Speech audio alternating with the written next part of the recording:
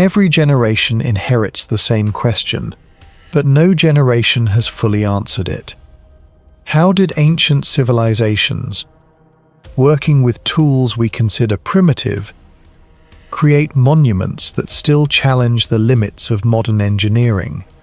Their cities have fallen, their empires have vanished, and many of their traditions have been lost, yet their greatest achievements continue to stand with astonishing precision.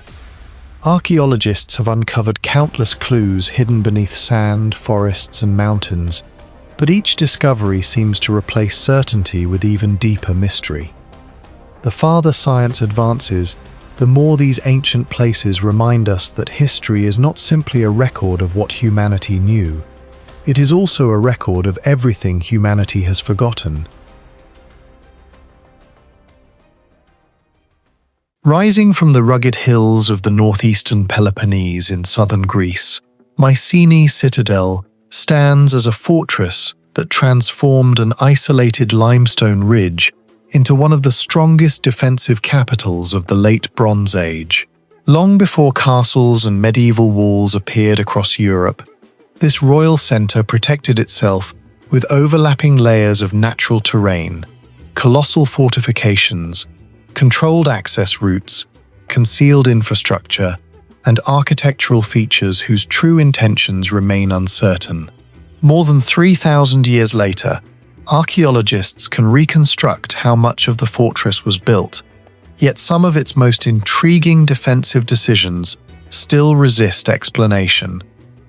Although local people never completely forgot the ruins, Mycenae returned to international attention in 1876, when Heinrich Schliemann began large-scale excavations inspired by Homer's epics. Beneath centuries of collapsed masonry, he uncovered the famous Grave Circle A, royal burials filled with gold artifacts, confirming that the citadel had once been the political heart of a powerful civilization that flourished between roughly 1600 and 1100 BC. Later excavations revealed that the visible walls represented only part of a far more sophisticated defensive system that had evolved through several construction phases, especially during the 13th century BC, when the entire fortress underwent major expansion. The first layer of defense required no human engineering at all. The citadel occupied a steep rocky hill rising approximately 278 meters above sea level, where cliffs and sharp slopes naturally restricted movement from almost every direction. Any attacking force would already lose speed and formation before reaching the walls. Ancient builders exploited every contour of the landscape rather than attempting to reshape it, allowing geography itself to function as the fortress's outermost barrier. Modern military historians often describe this approach as one of the earliest examples of integrating terrain directly into strategic defense, instead of relying solely on artificial fortifications. Beyond the slopes stood the immense Cyclopean walls that still dominate the site today. Built from irregular limestone blocks weighing anywhere from several tons to well over 100 tons, the fortifications reached thicknesses of approximately 5 to 8 meters and may originally have risen between 12 and 15 meters high. The ancient Greeks themselves could not imagine ordinary humans moving stones of such size, and believed that only the mythical Cyclopes possessed the strength required to construct them, giving the masonry its enduring name. Archaeologists generally agree that the stones were probably transported using sledges, rollers, earthen ramps, and coordinated labor, yet no construction tools, transport systems, or written engineering instructions have ever been discovered. The mechanics of prehistoric stone movement are broadly understood, but the exact methods employed at Mycenae remain largely hypothetical. As impressive as the walls appear, they represented only one component of a far more elaborate defensive philosophy. Entry into the citadel was intentionally restricted through carefully controlled access points that forced visitors and potential attackers along predictable routes. Rather than approaching the main gate directly across open ground, anyone entering the fortress had to move through confined passages where defenders positioned above could observe every movement below. This layered arrangement slowed an advancing force while maximizing the tactical advantage of soldiers stationed on elevated platforms behind massive masonry. That strategy reaches its most fascinating expression at the Lion Gate, perhaps the single most enigmatic entrance in the ancient world. Constructed around 1250 BC, it remains the oldest surviving monumental sculpture in Europe. Two lionesses, or possibly lions with now lost metal heads, stand facing a central column carved into a massive limestone relief positioned above the entrance. For generations, scholars have debated the meaning of this extraordinary composition because no inscription accompanies the monument, and Mycenaean writing offers no explanation. Some interpret the animals as guardians protecting the royal palace. Others see them as symbols of dynastic authority, divine protection, or political legitimacy. Yet another possibility continues to provoke discussion, precisely because it cannot be tested directly. The architectural setting of the Lion Gate may have amplified its symbolic impact in ways that went beyond decoration. The entrance sits within a narrow approach enclosed by towering walls, forcing every visitor to pass beneath the enormous relief while surrounded by stone on both sides. For an approaching army, this confined corridor eliminated freedom of movement, exposed formations to attack from above, and concentrated attention upon the sculpted animals dominating the gateway. Whether intentionally designed or not, the experience would have projected overwhelming authority before a single weapon was raised. Some historians therefore suggest that the monument functioned not only as royal symbolism, but also as psychological intimidation, communicating that those entering had already passed beneath the gaze of powers greater than themselves. No archaeological evidence can confirm such an intention, making the Lion Gate one of the rare cases where architecture, military strategy, political propaganda, and religious symbolism become impossible to separate with certainty. The engineering surrounding the gateway deepens the mystery even further. Above the entrance lies a relieving triangle, an empty triangular space hidden behind the sculptural relief that diverted enormous structural pressure away from the stone lintel below. Without this deceptively simple innovation, the massive horizontal block supporting the gateway could eventually have fractured under the weight of the surrounding masonry. Similar structural concepts would appear repeatedly throughout later architecture, yet at Mycenae, they were already executed with remarkable confidence more than 3,000 years ago. No surviving documents explain how Mycenaean builders acquired such an advanced understanding of load distribution, leaving archaeologists to reconstruct their engineering knowledge solely through the finished structures themselves. The fortress became even more resilient during its final expansion. Around the late 13th century BC, builders enclosed additional areas within new walls while secretly cutting an underground stairway leading to a protected spring outside the original defensive circuit. Nearly 100 carefully carved steps descended through concealed passages before reaching the water source. This meant that even during prolonged sieges, defenders could continue accessing fresh water without exposing themselves beyond the walls. The concept resembles military engineering, found in much later fortified cities, yet Mycenae implemented it centuries before classical Greece emerged. How Bronze Age engineers accurately located the underground spring and excavated directly toward it through solid bedrock remains uncertain, because no contemporary records describe either the surveying methods or excavation techniques involved. These ambitious improvements become even more puzzling when viewed against the broader history of the Eastern Mediterranean. The extensive strengthening of Mycenae occurred only decades before the widespread collapse of Bronze Age civilizations around 1200 BC. Across the region, major kingdoms declined or disappeared, amid a combination of warfare, political instability, earthquakes, climate stress, disrupted trade, and the movements traditionally associated with the mysterious Sea Peoples. Whether Mycenae's rulers anticipated an approaching crisis or merely responded to growing regional insecurity remains unknown. The enormous investment in walls, water systems, and defensive infrastructure suggests that they perceived a serious threat long before their civilization entered its final decline. Yet history preserves no written explanation of what they feared.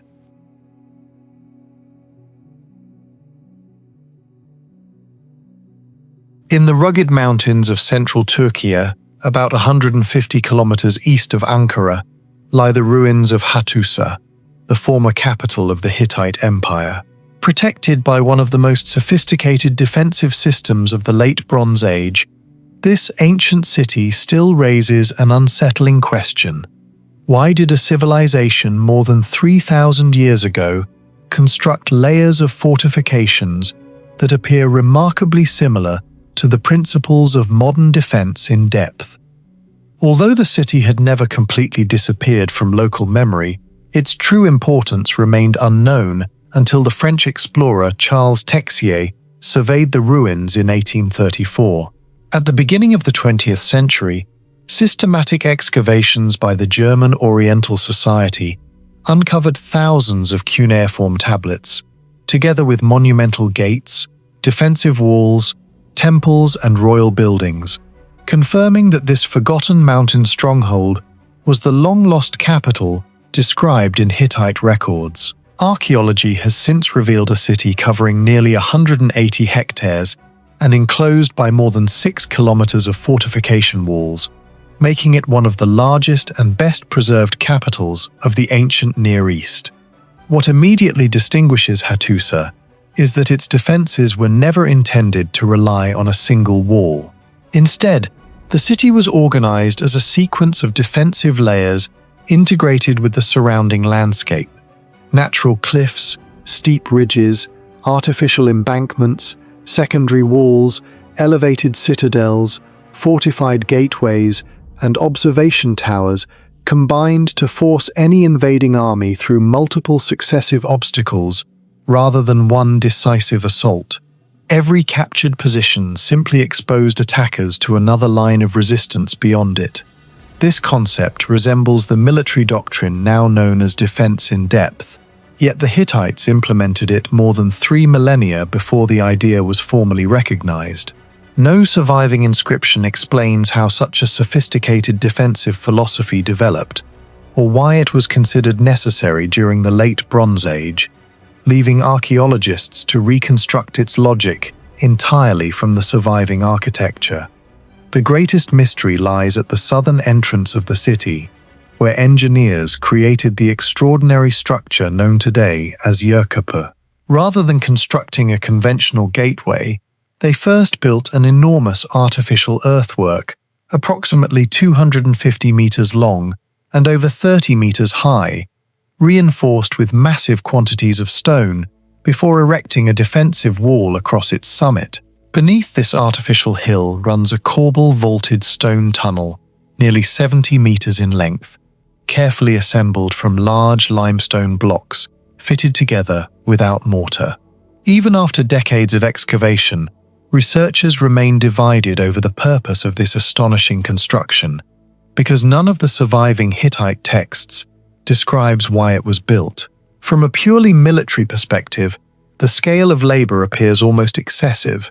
Moving and compacting hundreds of thousands of cubic meters of earth using Bronze Age technology would have required an immense workforce, careful engineering, and years of coordinated effort, raising the obvious question of why such extraordinary resources were invested in a single defensive position.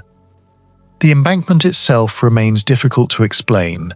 One interpretation argues that it simply elevated the wall, allowing defenders to observe approaching armies across the surrounding valleys, while forcing attackers to advance uphill under continuous missile fire.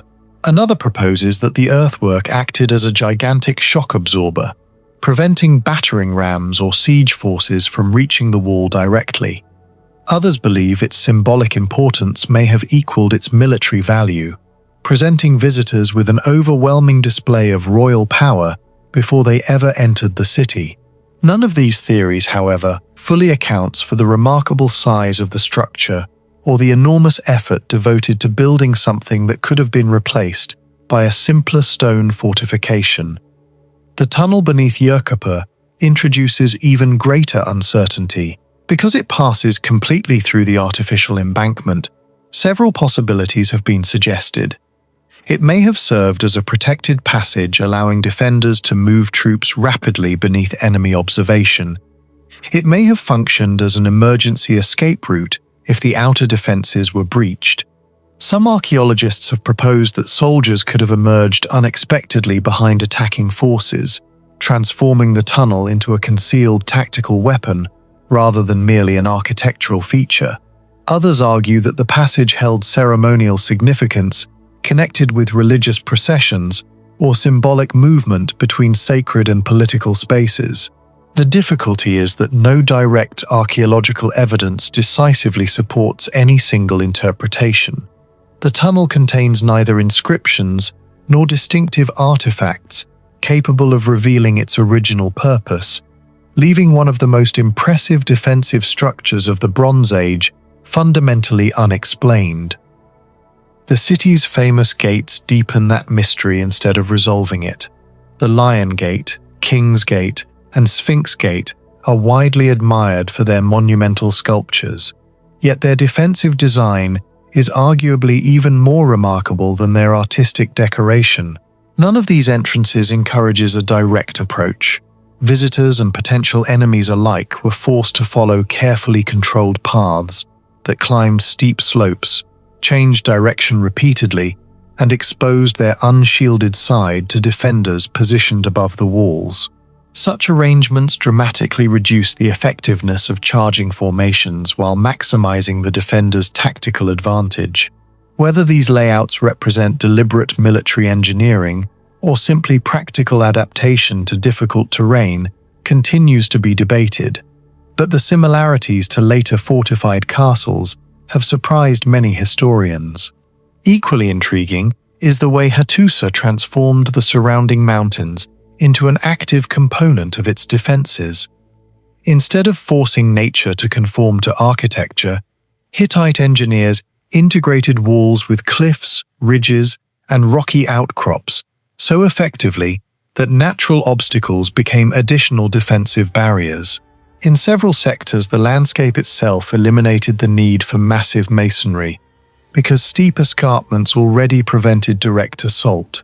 This fusion of natural geography and artificial construction created successive layers of protection that were exceptionally difficult to overcome, while minimizing unnecessary building materials. The precision with which the walls follow the contours of the terrain suggests careful planning rather than gradual expansion, yet no surviving construction records describe how such a vast project was surveyed or coordinated across the mountainous landscape. Another unresolved question concerns the unusually large number of gateways distributed throughout the fortification system.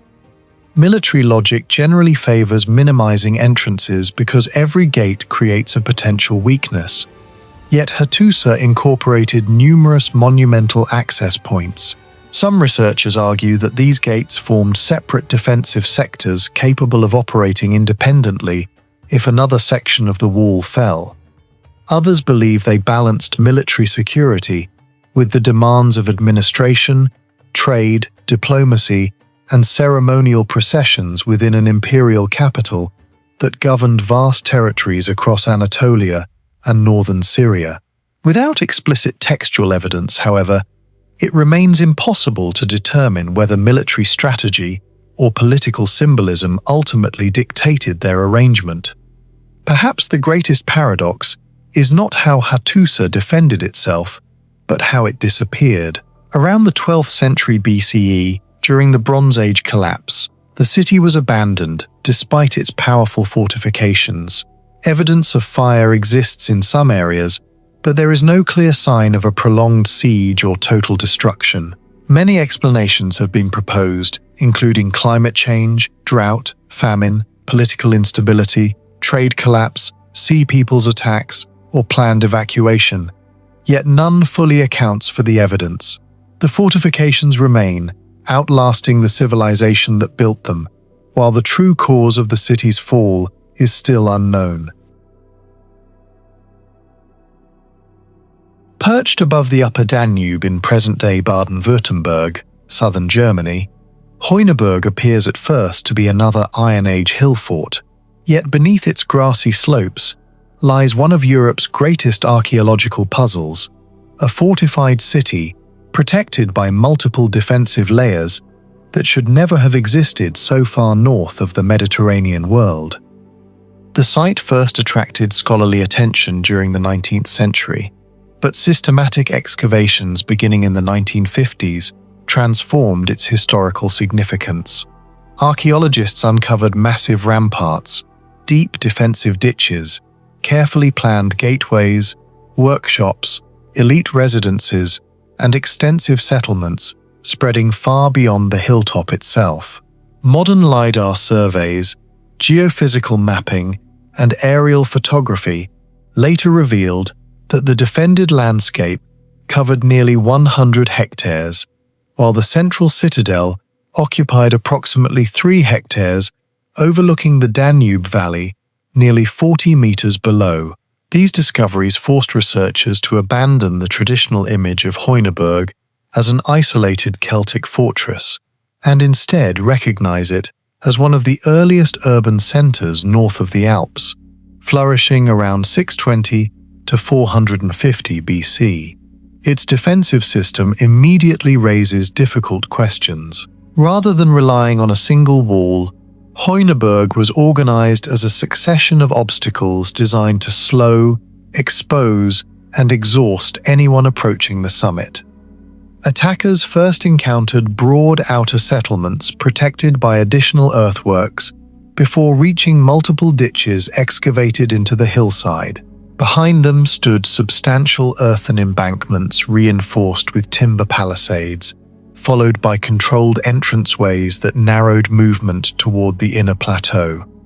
Only after passing these successive barriers would an enemy finally reach the citadel itself, where another massive enclosure defended the political and ceremonial heart of the settlement.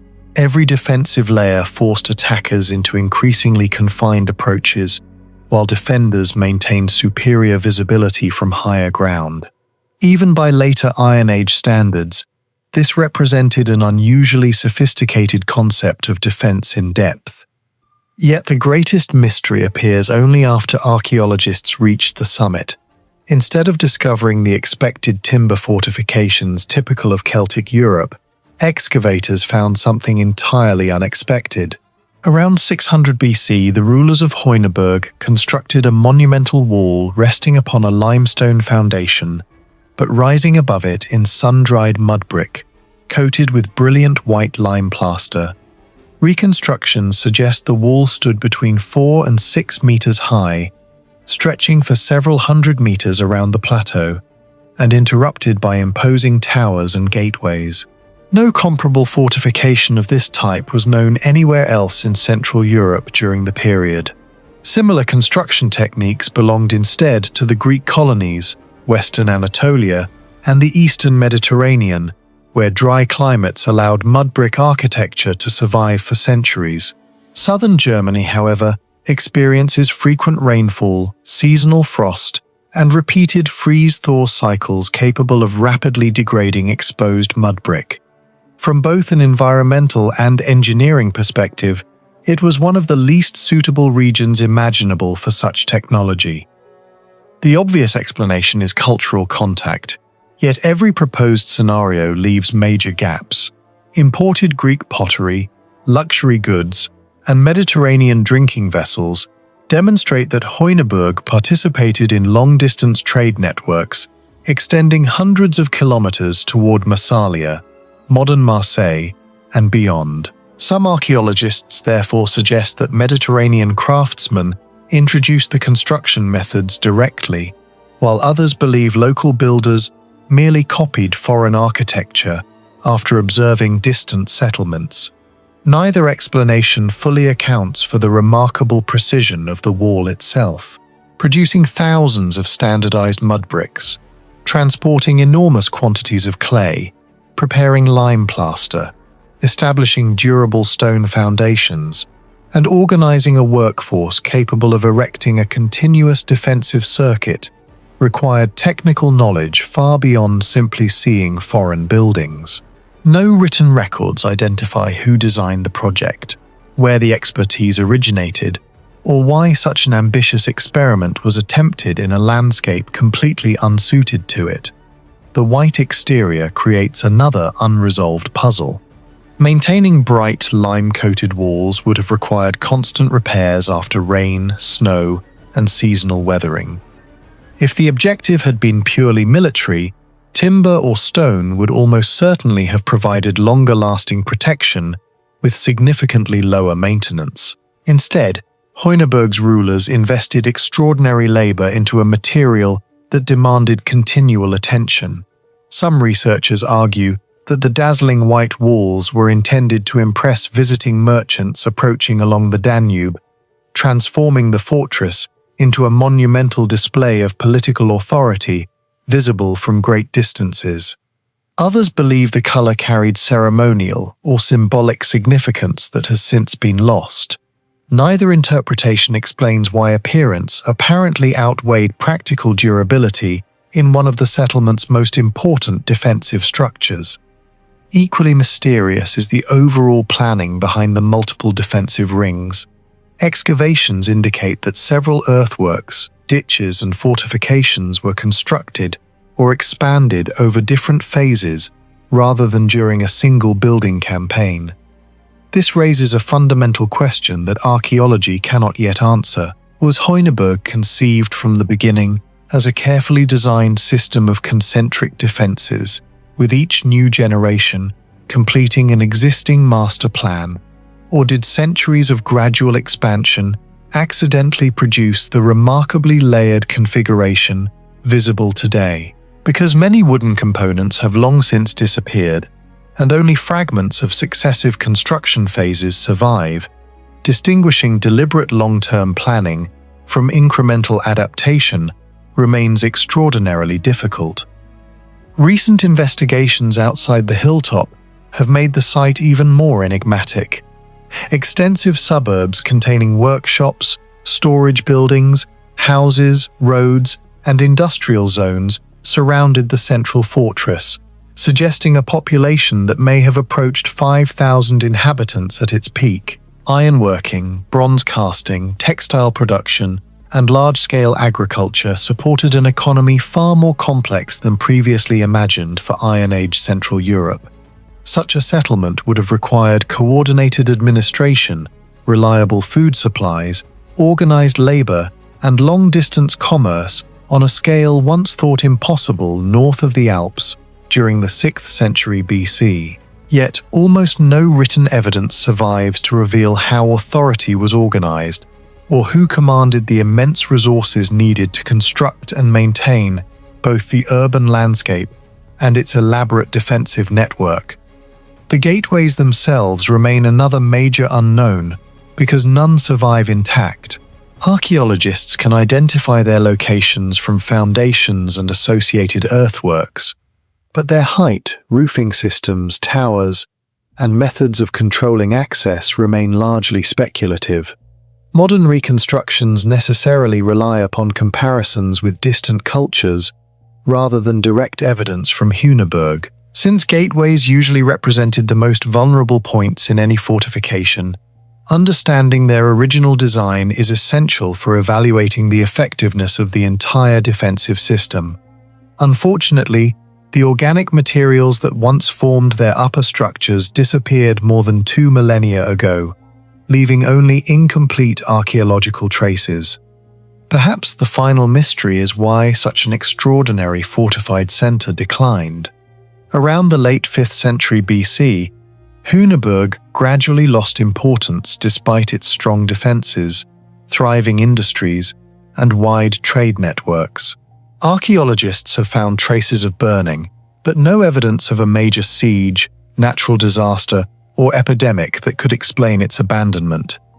Instead, the settlement simply faded from prominence, leaving behind monumental defenses whose purpose is still not fully understood. More than 2,600 years later, no one can confidently explain why this unusual engineering experiment emerged in Iron Age Germany, how Mediterranean building knowledge reached the Danube, or why such a complex fortified city ultimately disappeared without any written record.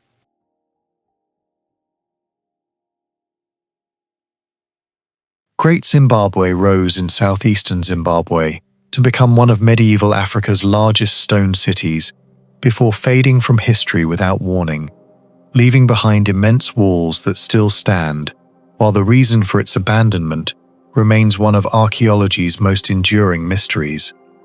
European explorers documented the ruins during the 19th century, although local Shona communities had always known of the site. Serious archaeological investigations began in the early 20th century and accelerated after scientific excavations, radiocarbon dating, ceramic analysis, metallurgical studies, and drone-based mapping confirmed that Great Zimbabwe flourished between approximately the 11th and 15th centuries.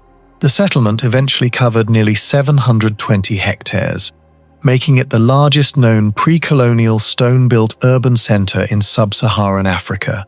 At its peak, archaeologists estimate that between 10,000 and 20,000 people lived here, controlling one of the continent's most profitable trade networks, linking the African interior with ports along the Indian Ocean. The city's scale becomes even more astonishing when viewed through its engineering. More than 1 million carefully shaped granite blocks were assembled into walls reaching 11 meters high, without mortar, cement, or metal reinforcement. Builders split local granite by heating exposed bedrock and cooling it rapidly, creating natural fractures that produced remarkably uniform blocks. Each stone was then positioned with extraordinary precision, allowing gravity and careful balancing to hold the entire structure together. Even after more than 6 centuries of weathering, earthquakes, seasonal rainfall, and vegetation growth, many sections remain remarkably stable. Modern structural analysis demonstrates that the slightly inward-leaning walls, curved alignments, and carefully distributed weight significantly increase stability. Yet archaeologists still cannot fully reconstruct the surveying methods or measurement systems that enabled such consistent accuracy across a complex covering dozens of hectares. Among these monuments, the Great Enclosure remains the greatest architectural puzzle. Its outer wall stretches roughly 250 meters in circumference, while enclosing an area larger than many medieval European castles. Inside stands the famous conical tower, nearly 9 meters high and entirely solid.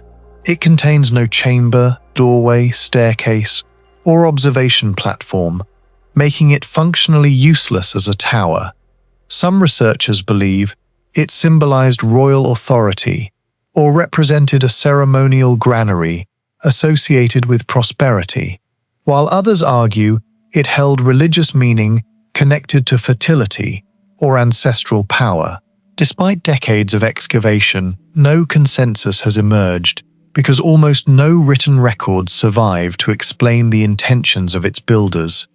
The architecture itself preserves impressive technical achievement, but remains silent about its symbolism. That silence becomes even more striking when considering the remarkable wealth concentrated here. Excavations have uncovered thousands of imported glass beads, Chinese celadon and porcelain from the Yuan and early Ming periods, Persian ceramics, Arabian glassware, copper ornaments, iron tools, gold-working debris, and coins from the Swahili trading city of Kilwa Kisiwani. These discoveries demonstrate that Great Zimbabwe was not an isolated kingdom, but an active participant in a commercial system extending thousands of kilometers across eastern Africa the Middle East, India, and China. Gold extracted from surrounding regions likely formed the foundation of this prosperity, while ivory and other valuable resources flowed through the city before reaching coastal merchants. Everything suggests an expanding political and economic center, rather than a civilization approaching collapse. Yet sometime during the 15th century, this thriving capital lost its central role with surprising speed. Construction largely ceased, elite residences were abandoned, political authority shifted elsewhere, and the population gradually dispersed. Unlike Pompeii, there are no volcanic deposits preserving the final moments. Unlike many ancient capitals, there are no widespread burn layers, shattered fortifications, mass graves, or evidence of catastrophic warfare. Archaeologists have found no convincing signs of a city destroyed by invasion, epidemic, or sudden natural disaster. Instead, one of Africa's greatest urban centers simply faded away, leaving historians with an extraordinary question that still lacks a complete answer. Why would the inhabitants abandon a masterpiece that had taken generations to build? Environmental decline has long been proposed as one explanation. Supporting a population approaching 20,000 people required enormous quantities of timber for construction, charcoal production, metalworking, cooking, and agriculture. Extensive livestock grazing may have accelerated soil erosion, while continuous cultivation gradually reduced fertility. Paleoenvironmental studies using pollen samples and sediment cores reveal changes in local vegetation during the city's occupation, suggesting increasing pressure on surrounding ecosystems. However, the evidence remains inconsistent. Some nearby landscapes continued supporting communities long after Great Zimbabwe declined, while other environmental indicators fail to show ecological collapse severe enough to force an immediate evacuation. Resource stress may have contributed to the city's weakening, but it does not fully explain why political authority disappeared so completely. Climate change presents another possibility. Paleoclimate reconstructions indicate episodes of prolonged drought affected southern Africa during the late medieval period. Reduced rainfall would have lowered agricultural productivity, strained water supplies, and intensified competition for grazing land. Such pressures could gradually undermine a centralized kingdom dependent on stable harvests and regional trade. Yet the chronology refuses to align perfectly. Some drought periods began after evidence suggests the city had already started losing importance, while neighboring settlements survived under similar climatic conditions. The climate undoubtedly influenced human decisions, but it still fails to explain why Great Zimbabwe itself ceased functioning as the dominant capital. The strongest hypothesis centers on economics rather than catastrophe. During the 15th century, international trade routes across southeastern Africa evolved as new political powers emerged farther north. The kingdom of Mutapa expanded, while centers such as Kami gained influence over regional commerce. Gold exports increasingly followed different corridors, redirecting wealth and political authority away from Great Zimbabwe.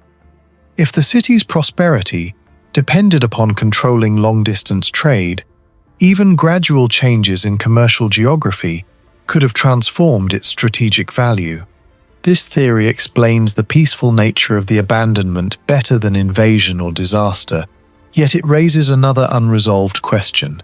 Trade routes rarely shift overnight, so why did such a sophisticated administrative center fail to adapt instead of reinventing itself? The mystery deepens because the city's social organization remains only partially understood. The hill complex, the great enclosure, and the valley ruins appear to reflect different political or ceremonial functions, but scholars continue debating how power was distributed among them. Some interpret the arrangement as evidence of hereditary kingship, while others argue authority shifted between sacred and secular leaders over time. Without inscriptions, royal archives, or historical chronicles written by the inhabitants themselves, every reconstruction depends almost entirely on architecture, artifacts, and excavation layers. The physical evidence reveals what people built, traded, and consumed, but not how they understood the dramatic transformation unfolding around them. Adding another layer of uncertainty are the remarkable Zimbabwe birds carved from soapstone. 8 sculptures have been recovered, each displaying distinctive combinations of avian and human characteristics, unlike any known species. Today, they serve as the national emblem of Zimbabwe, yet their original meaning remains uncertain. They may have represented royal ancestors, spiritual guardians, sacred messengers, or symbols of political legitimacy. Because these sculptures appear closely associated with elite areas, some researchers suspect they played an important ceremonial role during the kingdom's final centuries, although no evidence definitively explains their purpose.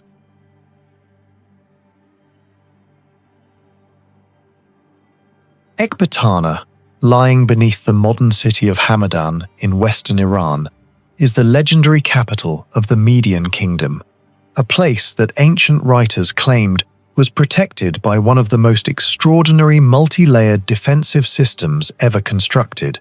If those descriptions were accurate, Ecbatana was not defended by a single wall, but by 7 enormous concentric fortification rings, rising one above another toward the royal citadel, transforming an entire mountain into a fortress unlike anything else in the ancient Near East. More than 2,700 years later, however, archaeologists still cannot determine whether this remarkable system truly existed, making Ecbatana one of history's greatest unsolved military mysteries. The ancient city occupies the foothills of the Alvand Mountains, at an elevation of roughly 1,850 meters above sea level, a location that already offered substantial natural protection before a single stone wall was ever built. Historical tradition attributes the foundation of Ecbatana to Deioces around the late 8th or early 7th century BC, when the Median tribes were said to have united under a centralized kingdom. Modern archaeological investigation began in the early 20th century and expanded through systematic excavations led by Iranian archaeological teams after the 1960s. Excavations uncovered massive mud brick architecture, stone foundations, column bases, administrative buildings, storage complexes, and successive occupational layers dating from the Median, Achaemenid, Seleucid, Parthian, and Sasanian periods. Yet despite decades of excavation, researchers have never exposed enough of the ancient city to reconstruct its complete defensive layout, because most of Ecbatana still lies buried beneath the continuously inhabited city of Hamadan. That limitation is precisely what keeps the greatest mystery alive. Nearly everything known about the legendary defenses originates from the 5th century BC historian Herodotus, who described Ecbatana as being enclosed by 7 circular walls, built one inside another. According to his account, each successive wall stood higher than the previous one, allowing defenders positioned on the inner rings to overlook every outer layer, while forcing attackers to fight uphill through multiple defensive barriers before reaching the royal palace at the center.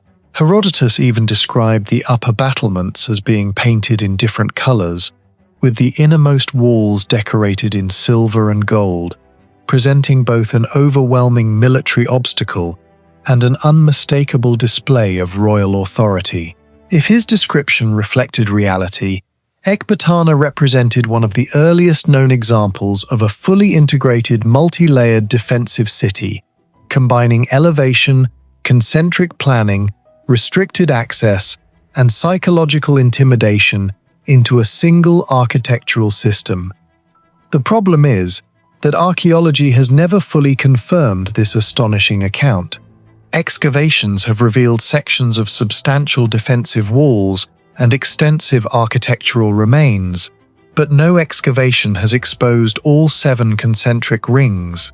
Some scholars argue that later construction destroyed the original fortifications, while others suggest that only fragments remain hidden beneath modern neighborhoods where excavation is impossible. Another possibility is that Herodotus relied upon second-hand reports and exaggerated the city's appearance to emphasize the wealth and power of the Median kings. Because less than a fraction of the ancient urban area has been systematically excavated, none of these explanations can be proven. Every new trench uncovers another piece of the puzzle without revealing the complete design, leaving historians trapped between one of antiquity's most detailed written descriptions and an archaeological record that remains frustratingly incomplete.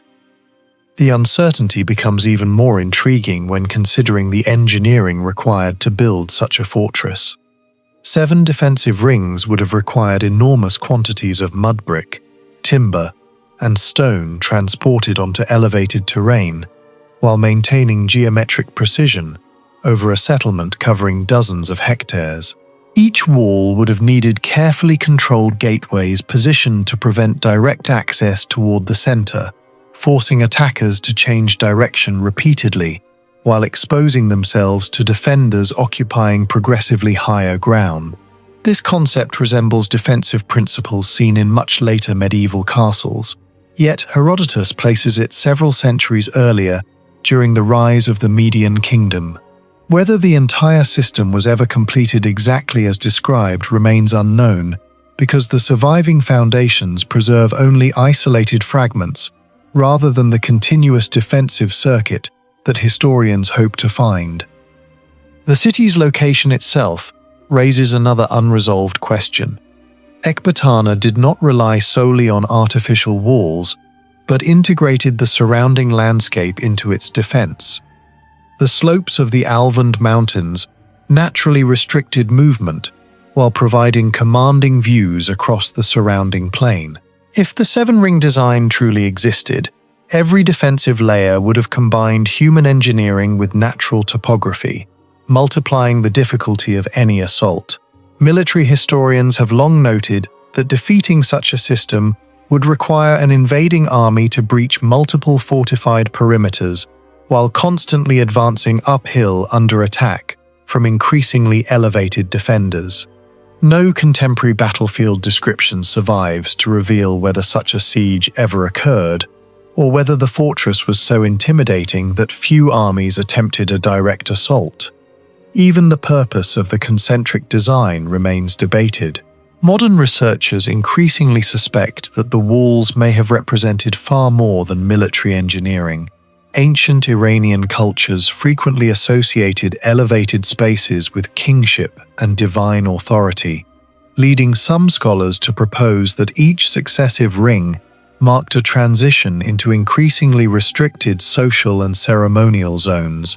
Instead of functioning solely as defensive barriers, the walls may also have separated ordinary citizens, administrators, elite officials, priests, royal guards, and finally the king himself. In that interpretation, military defense and political hierarchy became inseparable, with architecture physically expressing the structure of Median power. Yet without uncovering the complete city plan, archaeologists cannot determine whether the concentric arrangement reflected practical defense, ceremonial symbolism, or an intentional combination of both. The mystery deepens further because Ecbatana never disappeared after the fall of the Median kingdom. Cyrus the Great conquered the city around 550 BC, but instead of abandoning it, the Achaemenid Empire transformed Ecbatana into one of its royal capitals and an important summer residence. Classical authors described enormous royal treasuries stored within the citadel, containing vast quantities of gold, silver, tribute, and imperial wealth. If such treasures occupied the innermost section of the fortress, the legendary defensive rings would have protected not only the royal family, but also one of the richest concentrations of precious metals in the ancient world. Yet no confirmed treasury matching those descriptions has ever been discovered. Archaeologists have identified monumental buildings and storage facilities, but the locations of the royal vaults described in historical texts remain completely unknown. Another obstacle to solving these mysteries is the extraordinary archaeological complexity of the site itself. Few ancient capitals experienced continuous occupation for more than 2 millennia while remaining major urban centers. Median buildings were replaced by Achaemenid structures, which were later modified by Seleucid, Parthian, Sasanian, and Islamic construction. Every generation demolished portions of earlier architecture, reused stone blocks, leveled abandoned walls, and built directly above previous settlements. As a result, modern excavation encounters multiple overlapping cities compressed into a single archaeological mound.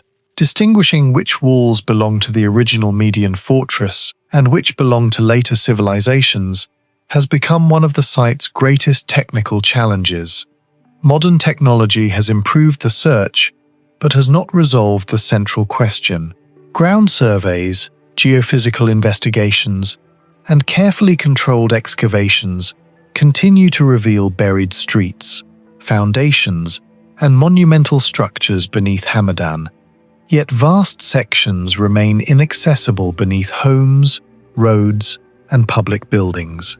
Unlike isolated archaeological sites abandoned centuries ago, Ecbatana survives beneath a living city whose continued existence limits large-scale excavation.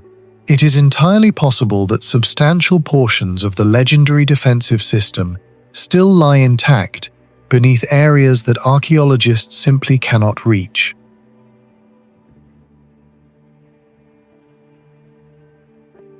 Perched on Mont Beuvray in eastern France, at nearly 821 meters above sea level, Bibracte Oppidum was one of Iron Age Europe's greatest fortified cities, yet its strongest defenses may have been built against threats that historians still cannot identify. Each excavation has revealed another layer of walls, gates, and engineering, raising a larger question than it answers. Why would an already formidable fortress continue to strengthen itself over generations?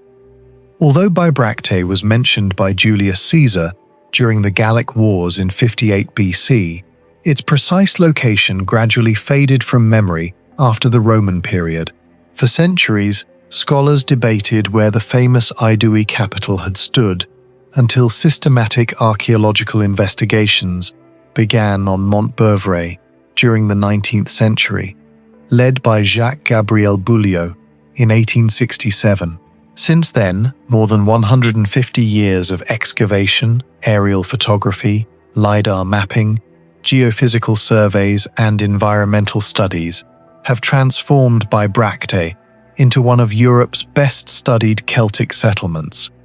Yet despite decades of research, much of the Oppidum remains buried beneath dense forest, and many of its defensive systems continue to resist complete interpretation.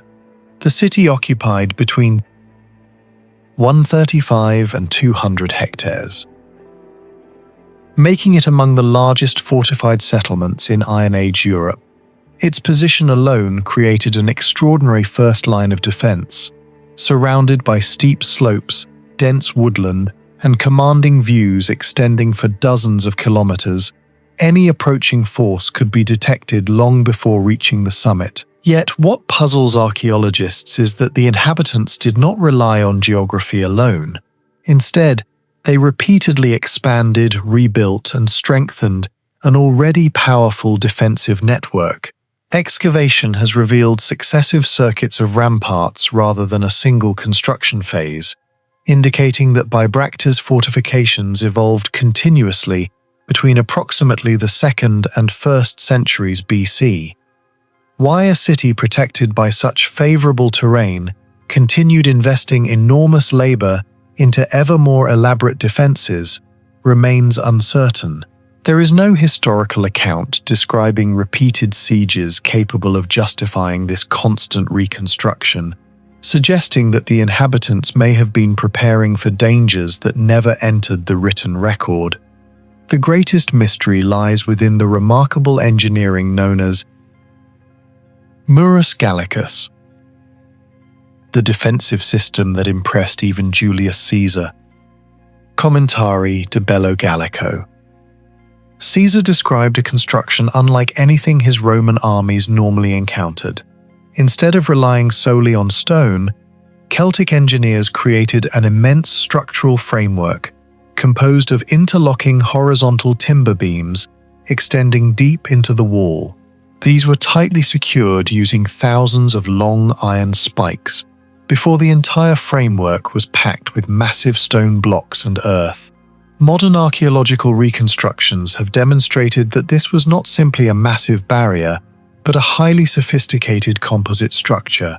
When struck by battering rams or heavy projectiles, the timber framework absorbed and redistributed impact energy that would normally fracture a conventional stone wall. At the same time, the stone filling protected the wooden core from direct exposure to fire while greatly increasing overall stability. Experimental archaeology has shown that Murus Gallicus behaved remarkably like a modern energy-dissipating structure, resisting collapse through flexibility rather than sheer rigidity. What continues to astonish engineers is how accurately the builders understood structural behavior without any surviving mathematical theory or architectural manuals. Every timber beam had to align precisely with adjacent sections, while the iron spikes locked the framework together into a single load-bearing system extending for hundreds of meters. Even small construction errors could have weakened the entire defensive line. Yet, excavated sections reveal consistent engineering standards across large distances. Archaeologists still cannot explain how Iron Age builders achieved such remarkable quality control while coordinating enormous labor forces using techniques that disappeared almost completely after the Roman conquest. The engineering knowledge behind Murus Gallicus appears highly advanced, but almost none of the intellectual tradition that produced it survived in written form. The quantity of iron embedded inside these walls presents another unresolved mystery. Unlike Roman fortifications that generally reserved iron for weapons or tools, Murus Gallicus consumed extraordinary amounts of valuable metal purely as structural reinforcement.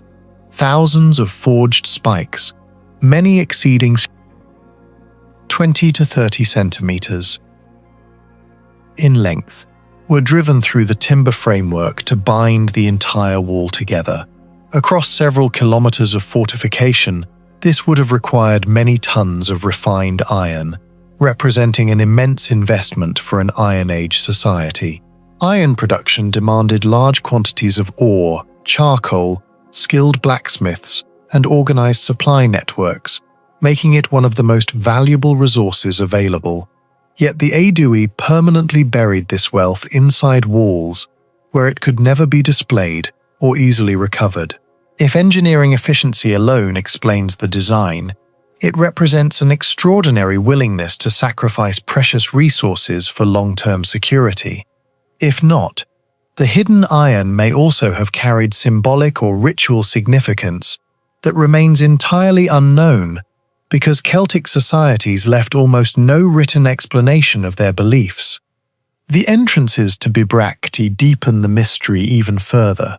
Rather than allowing attackers to advance directly through wide gateways, many entrances forced movement through narrow passages, sharp turns, and carefully controlled approach routes overlooked from elevated positions. Anyone attempting to storm the city would have been exposed from multiple directions while losing the momentum necessary for mass assault. Military historians often compare these arrangements to the defensive killing zones found in much later medieval castles. Yet Bibracte predates such fortifications by nearly 1,000 years. Whether these similarities represent independent innovation or the survival of defensive concepts later rediscovered elsewhere in Europe remains impossible to determine. No surviving Celtic military texts describe the tactical reasoning behind these sophisticated entrance systems. The fortifications themselves did not simply protect an isolated fortress. but enclosed an entire urban landscape filled with workshops, homes, marketplaces, storage facilities, religious sanctuaries, and extensive ironworking districts. Archaeological evidence indicates that Bibracte functioned as both a political capital and an important manufacturing center, producing weapons, tools, ornaments, and trade goods across large regions of Gaul. Defending such economic infrastructure would certainly have been important, yet many researchers question whether the enormous scale of the fortifications exceeded what would have been necessary for the resident population alone. Some have proposed that the city was designed to shelter large numbers of people during regional crises, effectively transforming the oppidum into a massive defensive refuge capable of protecting surrounding communities.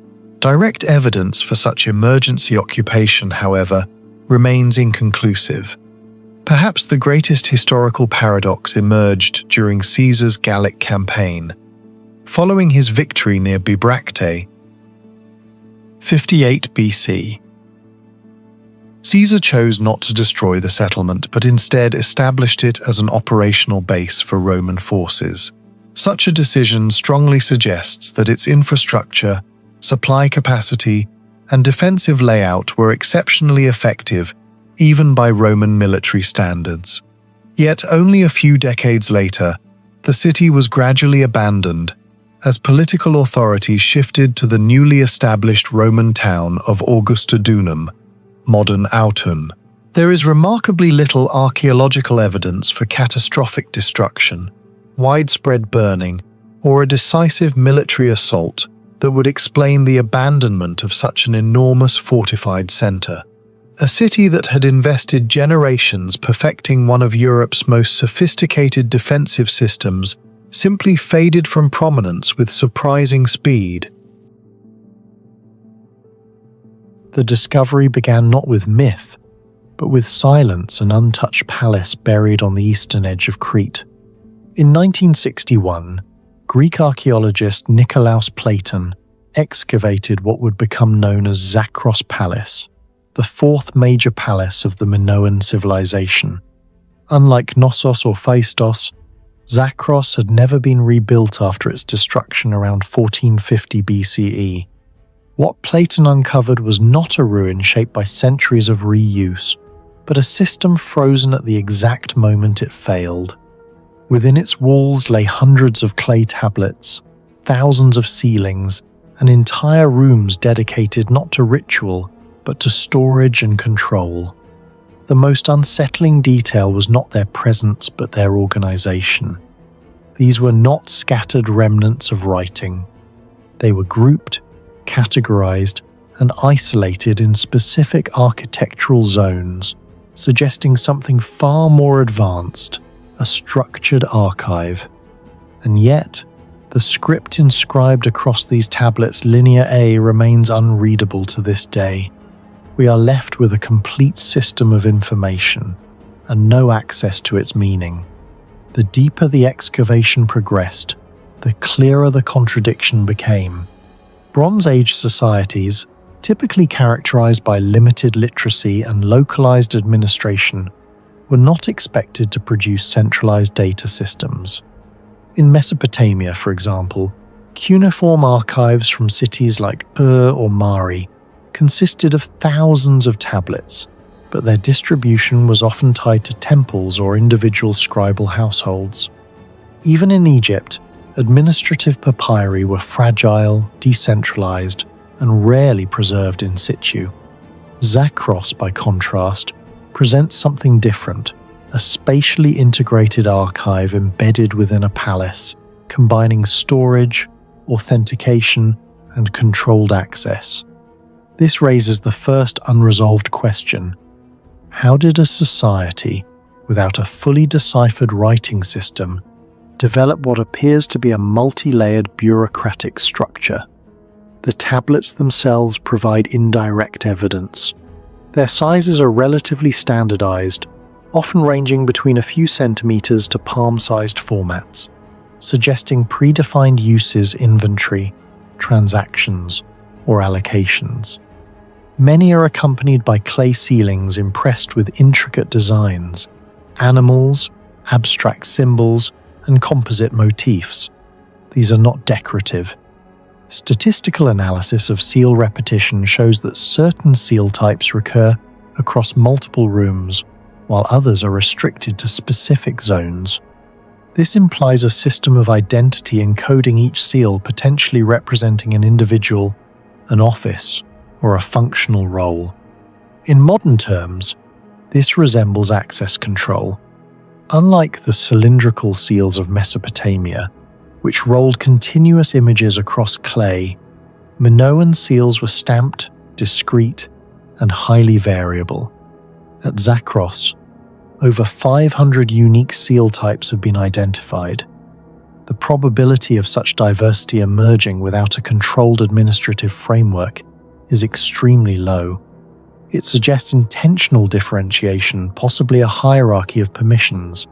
Some seals appear only in high storage zones, others in peripheral rooms, hinting at layered authority within the system.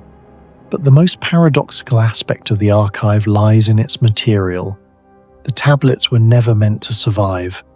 They were made of unfired clay, soft, temporary, designed for short-term use. In Mesopotamia, such tablets were routinely recycled, dissolved back into clay after their purpose expired. Yet at Zakros, these tablets endured for over 3,400 years. The reason is accidental. The palace was destroyed by fire, likely during the widespread Late Bronze Age collapse around 1450 BCE. Temperatures exceeding several hundred degrees Celsius effectively fired the clay, transforming fragile records into ceramic artifacts. However, not all tablets were affected equally. Some show partial firing, others complete vitrification. A subset exhibits pre-exposure to heat edges hardened more than their cores. This irregularity has led to speculation that certain tablets may have been intentionally placed near heat sources before the final destruction. If true, it would suggest an awareness, however limited, that heat could enhance durability. No direct evidence confirms this as a standardized practice, but the pattern is difficult to ignore. The architecture surrounding the archive introduces another layer of complexity. Zakros is not the largest Minoan palace, covering approximately 8,000 square meters, significantly smaller than Knossos, which exceeds 20,000. Yet its internal layout is unusually compartmentalized. Instead of vast ceremonial halls, Zakros contains clusters of narrow rooms connected by controlled corridors. Many of these rooms contain large storage jars, pithoi each capable of holding hundreds of liters of oil, grain, or wine. These are not randomly placed containers. Their positioning suggests logistical planning. Fixed storage units aligned with wall structures, often adjacent to rooms containing tablets and ceilings. The implication is clear. Physical goods and their recorded data were co-located. Inventory was not abstract. It was spatially anchored. In modern logistics, this is fundamental. Data follows storage. Comparative studies reinforce this interpretation. At Knossos, storage and administration are present, but heavily intertwined with ceremonial architecture. At Vaistos, storage areas exist but lack the same density of ceilings and tablets. Zakros stands apart as a site where economic control appears to dominate architectural design. Some scholars have proposed that Zakros functioned as a maritime trade hub, its eastern position facilitating contact with the Near East. If so, the archive may have been managing incoming and outgoing goods, tracking volumes, origins, and allocations. Yet without deciphering Linear A, this remains hypothesis, and that is the central tension of Zakros. We can reconstruct the system, but not the information it processed. Linear A itself deepens the mystery. Unlike Linear B, which was later deciphered and found to encode an early form of Greek Linear A, has resisted all attempts at translation. Its symbols number in the hundreds, combining phonetic and logographic elements. Frequency analysis suggests structured language, possibly administrative in nature, but no bilingual inscriptions like the Rosetta Stone have ever been found to unlock it. This leaves researchers in a position rarely encountered in archaeology, observing a functioning data infrastructure without understanding its content. The final layer of the mystery emerges when considering collapse. Around 1450 BCE, Zakros, along with other Minoan centers, was destroyed likely as part of a broader regional upheaval involving earthquakes, volcanic activity, and possible Mycenaean expansion. The archive was never recovered, never reorganized, never rebuilt. It simply stopped. From a systems perspective, this is equivalent to a sudden shutdown with no backup. And yet, the physical remnants remain precise. Rooms retain their functions, tablets remain grouped, seals remain where they were last used. The system did not decay gradually, it was interrupted mid-operation. This creates a rare archaeological condition, a preserved failure state. When viewed through a modern lens, Zakros challenges a fundamental assumption that advanced information systems require advanced technology. Here, without metal data carriers, without digital encoding, without even a fully understood script, a Bronze Age society constructed a network of data management that exhibits principles recognizable today. Standardization, authentication, compartmentalization, and integration with logistics. The tools were simple, the system was not, and that is where the true mystery lies. Not in whether the Minoans possessed lost machines or unknown energies, but in whether they developed a level of organizational intelligence that we have consistently underestimated. Zakros does not suggest a forgotten technology in the conventional sense. It suggests something more subtle and perhaps more profound. That complexity does not always leave behind a language we can read. Deep in the barren cliffs overlooking the Dead Sea, hundreds of ancient manuscripts were hidden inside caves and left untouched for nearly 2,000 years. Some survived wars, earthquakes, humidity, looters, and the collapse of entire empires. The mystery is not simply that the scrolls survived. The mystery is why they were hidden there at all. Qumran may have looked like an isolated desert settlement, but evidence suggests it once functioned as one of the most important knowledge preservation sites of the ancient world. Qumran lies on the northwestern shore of the Dead Sea, in one of the driest environments on Earth. Temperatures can exceed 40 degrees Celsius during summer, and annual rainfall is extremely low. At first glance, the location makes little sense for a permanent settlement. Yet archaeologists discovered ruins containing water channels, ritual baths, communal rooms, pottery workshops, and what may have been a scribal center. The site became globally famous in 1947, when a Bedouin shepherd searching for a lost goat reportedly threw a stone into a cave and heard the sound of breaking pottery. Inside were sealed jars containing ancient scrolls. That accidental discovery triggered one of the greatest archaeological investigations of the 20th century. Over the following years, researchers uncovered more than 900 manuscripts and tens of thousands of fragments scattered across 11 caves near Qumran. Some texts dated back to the 3rd century BCE, making them among the oldest surviving biblical manuscripts ever discovered. But the greatest mystery surrounding Qumran is not the scrolls themselves. It is the scale of knowledge hidden in a place that should never have been capable of producing or protecting it. Archaeologists estimate the settlement may have housed only 100 to 200 inhabitants at its peak, yet the quantity of manuscripts discovered nearby suggests access to an enormous intellectual network. Some texts were copied with astonishing precision, others preserved religious writings, legal codes, calendars, hymns, astronomical observations, and apocalyptic prophecies.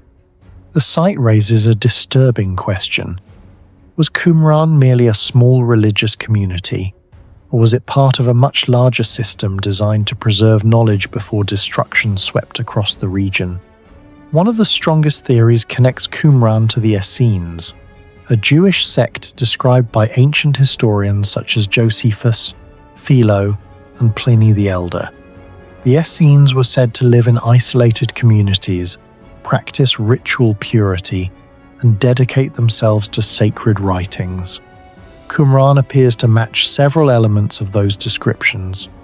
Archaeologists discovered multiple ritual baths known as mikvarot, communal dining areas, and what may have been a scriptorium where manuscripts were copied. Inkwells were found inside one room, along with long tables that some scholars believe served as writing desks. The evidence suggests that writing and preserving texts played a central role in the community. But critics argue the settlement was too small and economically weak to create such a vast library on its own.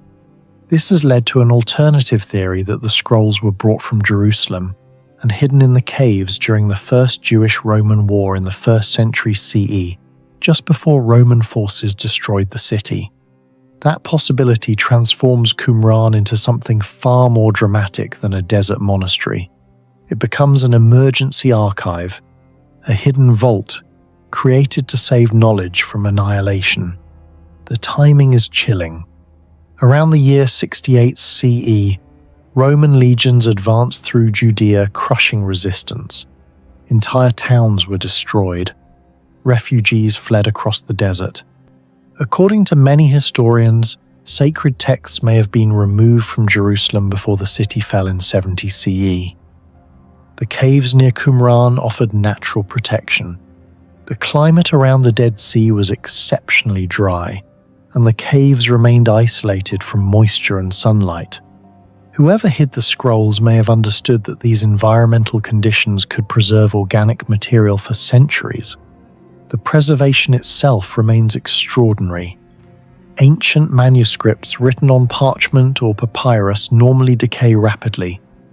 Humidity, bacteria, insects, and temperature fluctuations destroy them over time. Yet some Dead Sea Scrolls survived for almost 2,000 years in readable condition. Scientists studying the manuscripts discovered that several scrolls were coated with unusual mineral salts. Researchers believe these compounds may have helped stabilize the parchment and slow deterioration. Combined with the hyper-arid climate of the Dead Sea region, the caves effectively became natural preservation chambers. In modern terms, Qumran functioned like a primitive, climate-controlled archive hidden inside the earth. Another mystery emerges from the engineering of the settlement itself. Qumran existed in a hostile desert environment where water was scarce and seasonal floods could become deadly. Despite this, archaeologists uncovered an elaborate hydraulic system consisting of aqueducts, channels, cisterns, and reservoirs cut directly into the terrain. Flash floods from nearby wadis were redirected through carefully designed channels into storage pools capable of sustaining the settlement. Some reservoirs were enormous relative to the size of the community.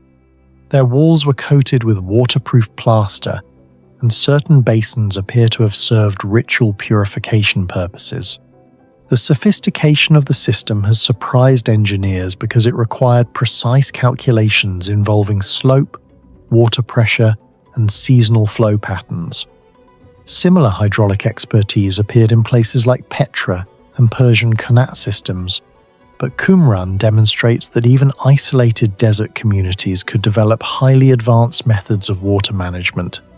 Excavations also revealed evidence of organized pottery production.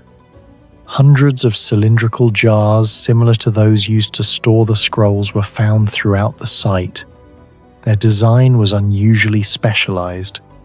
Many featured narrow openings and fitted lids capable of limiting exposure to air and moisture. This suggests the containers were not ordinary household objects.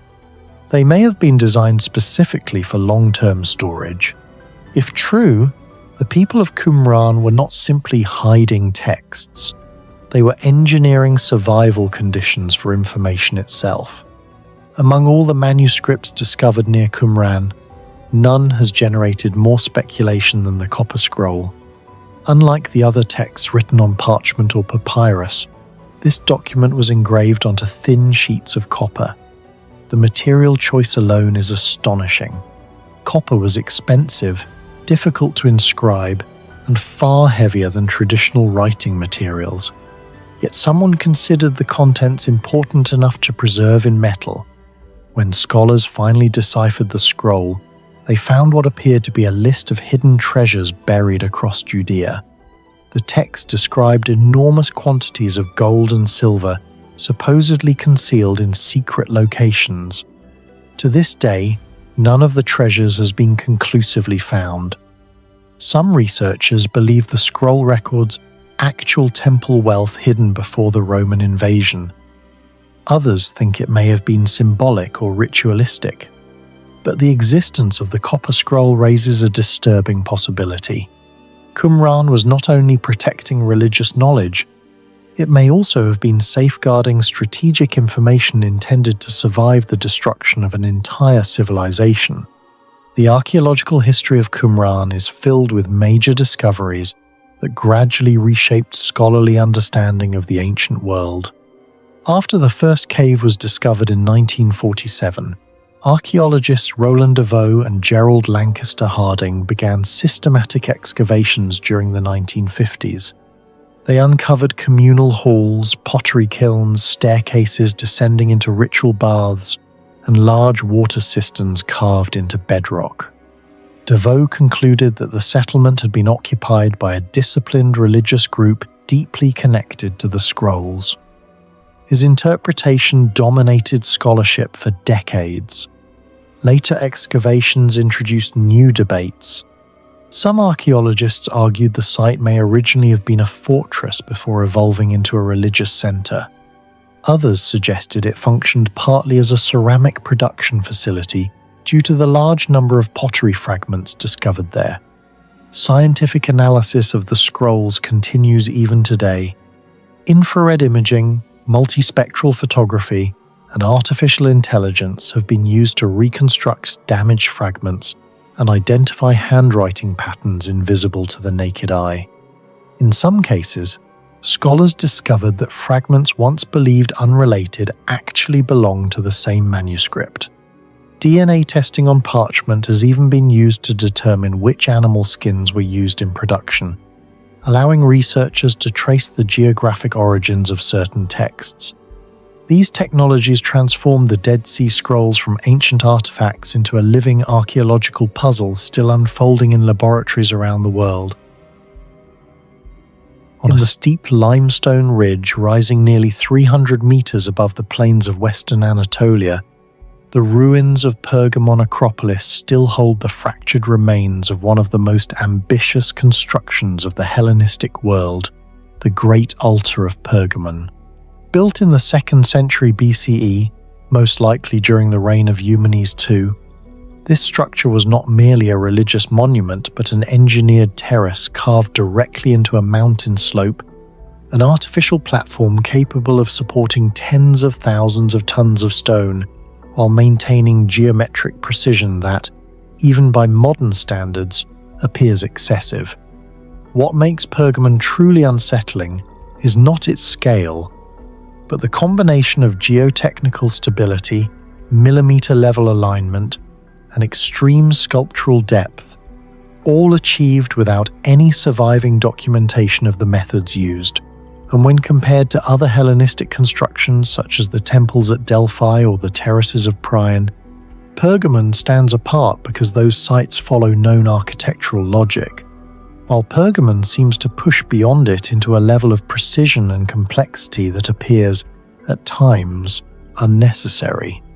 The altar does not sit on natural ground, but instead rests on a constructed terrace carved and expanded from a steep incline estimated at 25 to 30 degrees. meaning ancient engineers first had to remove massive quantities of bedrock and then replace them with a layered system of stone blocks and fill material arranged with deliberate precision. Archaeological analysis reveals multi-layered stone packing with interlocking blocks, smaller aggregate materials inserted between larger stones to absorb stress, and retaining walls rising several meters in height, forming a system that in modern civil engineering closely resembles gravity-retaining walls designed to counteract lateral soil pressure. Yet no textual record from the Hellenistic period describes such techniques in detail, and this absence becomes even more striking when considering Pergamon's seismic context in western Anatolia, an active tectonic zone where over more than 2,000 years the terrace has endured earthquakes, erosion, and human dismantling while still maintaining structural coherence. For comparison, Roman concrete structures such as those in Pompeii benefited from hydraulic cement and chemical binding, whereas Pergamon predates widespread Roman concrete usage and relies almost entirely on stone geometry and load distribution, raising a fundamental question of how engineers achieved long-term slope stability using only dry stone construction at such a scale. The altar itself forms a monumental U-shaped structure with a central staircase approximately 20 meters wide, a front facade spanning about 35 meters, and a total depth exceeding 30 meters. Proportions that are not unusual for monumental architecture, but whose precision is, as survey measurements of reconstructed plans indicate alignment deviations often below a few millimeters across large spans. Tolerances comparable to finely cut ashlar masonry seen in later Roman imperial projects, and approaching the precision of classical Greek temples like the Parthenon, where optical corrections were deliberately applied, however. Pergamon introduces an additional layer of controlled visual manipulation, with the staircase and surrounding walls arranged to enhance perceived scale when viewed from below through what is now known as forced perspective, creating a technical contradiction, because achieving this effect requires maintaining strict geometric ratios, while simultaneously introducing subtle deviations to control visual perception, something extraordinarily difficult without advanced measuring tools, especially across a sloped terrace. And even more puzzling is the fact that such precision exceeds functional necessity, since a religious altar does not require millimeter accuracy to operate, yet Pergamon achieves it consistently. Encircling the altar is one of the most celebrated sculptural programs of antiquity, the Gigantomachy frieze, which stretches approximately 113 meters in length and rises to about 2.3 meters in height, while containing over 100 figures in high relief. And although at first glance it appears to be a masterpiece of Hellenistic art, closer inspection reveals a far more complex system, where the relief is not uniformly carved but instead varies dramatically in depth, from shallow incisions to cuts exceeding 20 centimeters, with surfaces angled to manipulate light and shadow dynamically, and anatomical details such as muscle tension, skin folds, and hair strands rendered with near scientific precision. From a technical standpoint, this presents serious challenges because marble is prone to fracture under deep carving, meaning removing large volumes of material without causing cracks requires precise control of force and direction. And when compared to later works such as Trajan's column, which maintain relatively shallow carving depths to preserve structural integrity, Pergamon does the opposite by pushing depth to extremes while maintaining cohesion, suggesting that the frieze may have functioned as more than decoration, since the varying depths and angles indicate an understanding of light modeling where surfaces are intentionally shaped to control how sunlight interacts with the sculpture throughout the day, implying awareness of solar angles, planning of relief depth based on viewing position, and integration of sculpture into architectural lighting design. which in modern terms resembles computational surface modeling where geometry is optimized for visual output under specific lighting conditions. Yet no grids, guidelines, or preparatory markings have been conclusively identified on surviving fragments, leaving open the question of whether the Gigantomachy was purely artistic or a carefully engineered surface designed to manipulate perception. If each element of Pergamon is examined individually, it can be explained, as retaining walls are known, symmetry is known, and sculpture is known.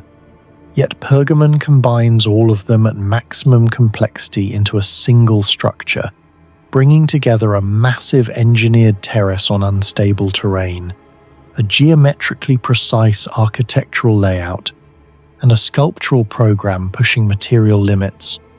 And none of these were strictly necessary, since other Hellenistic altars functioned with simpler designs, and religious practice did not demand extreme relief depth or millimeter alignment, while even large sanctuaries like Delphi or Olympia achieved cultural significance without such technical escalation, suggesting that Pergamon was not designed for efficiency, but instead to demonstrate control over material, space and perception.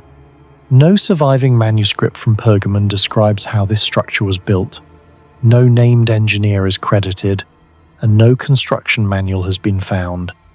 Yet the evidence embedded in the structure indicates an advanced understanding of load distribution, long-term slope stabilization techniques, precision stone cutting and alignment, and the integration of art with optical and environmental factors. And although later Roman engineering texts such as those by Vitruvius provide detailed explanations of construction methods, nothing comparable survives from Pergamon, making it possible that the knowledge was transmitted orally, lost over time, or represents a peak of technical experimentation that was never fully recorded. What do you think, just peak Hellenistic engineering, or something more advanced that history failed to record? Share your thoughts in the comments below. Shapinua did not look like the center of an empire. It stood deep inside the hills of northern Anatolia, far from the great rivers of Mesopotamia, and far from the monumental stone landscapes of Egypt. Winters were harsh. The terrain was uneven. Dense forests surrounded the region for centuries. Yet sometime during the 14th century BCE, this isolated city became one of the most important command centers of the Hittite world. Kings governed from here. Priests carried out state rituals here. Thousands of official records passed through its halls. Entire military operations may have been coordinated from this mountain settlement. Then, almost without warning, it vanished. For centuries, historians knew the name Shapinua only from scattered Hittite texts. Ancient records described ceremonies, royal movements, diplomatic affairs, and military matters connected to the city, but no one knew where it actually was. It became one of archaeology's strangest absences, a politically important city that had disappeared so completely that even its physical location turned into a mystery. That changed in 1989, when archaeologist Aygul Swell began investigating ruins near the modern Turkish town of Ortaköy, after villagers discovered unusual clay fragments in nearby fields. Those fragments turned out to be cuneiform tablets. Beneath the soil lay the remains of a lost Hittite administrative capital. What emerged from the excavations was far larger than researchers expected. The ruins spread across multiple sectors of rugged terrain, covering several square kilometers. Massive building foundations appeared beneath collapsed earth and vegetation. Long corridors, ceremonial areas, storage spaces, workshops, and archive rooms slowly emerged from the ground. But the discovery that changed everything was the tablets. Thousands of them. More than 4,000 tablet fragments have been recovered from Shapinua so far, making it one of the largest Hittite textual archives ever discovered. Many were written in Hittite, while others used Hurrian and Akkadian, the diplomatic languages of the ancient Near East. This instantly revealed something historians had underestimated for decades. The Hittite Empire was operating an administrative system of enormous complexity. Long before Rome created imperial bureaucracy, long before medieval kingdoms established centralized archives, officials in Anatolia were already maintaining multilingual records connected to politics, logistics, diplomacy, religion, and warfare. Some of the most disturbing texts discovered at Shapinua were not military records but rituals. Entire sequences describe ceremonies meant to protect the kingdom from catastrophe. Priests attempted to remove pollution from the land through animal sacrifice, symbolic purification, controlled fire, and repeated invocations of divine forces. One mistake during a ritual could supposedly anger the gods further. Certain ceremonies required exact movements, exact wording, exact timing.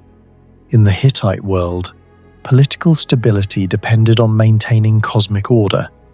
If famine struck or armies failed, rulers believed the balance between humanity and the gods had been broken. This gives Shapinua an almost unsettling atmosphere compared to many other Bronze Age sites. It was not simply a city where people lived.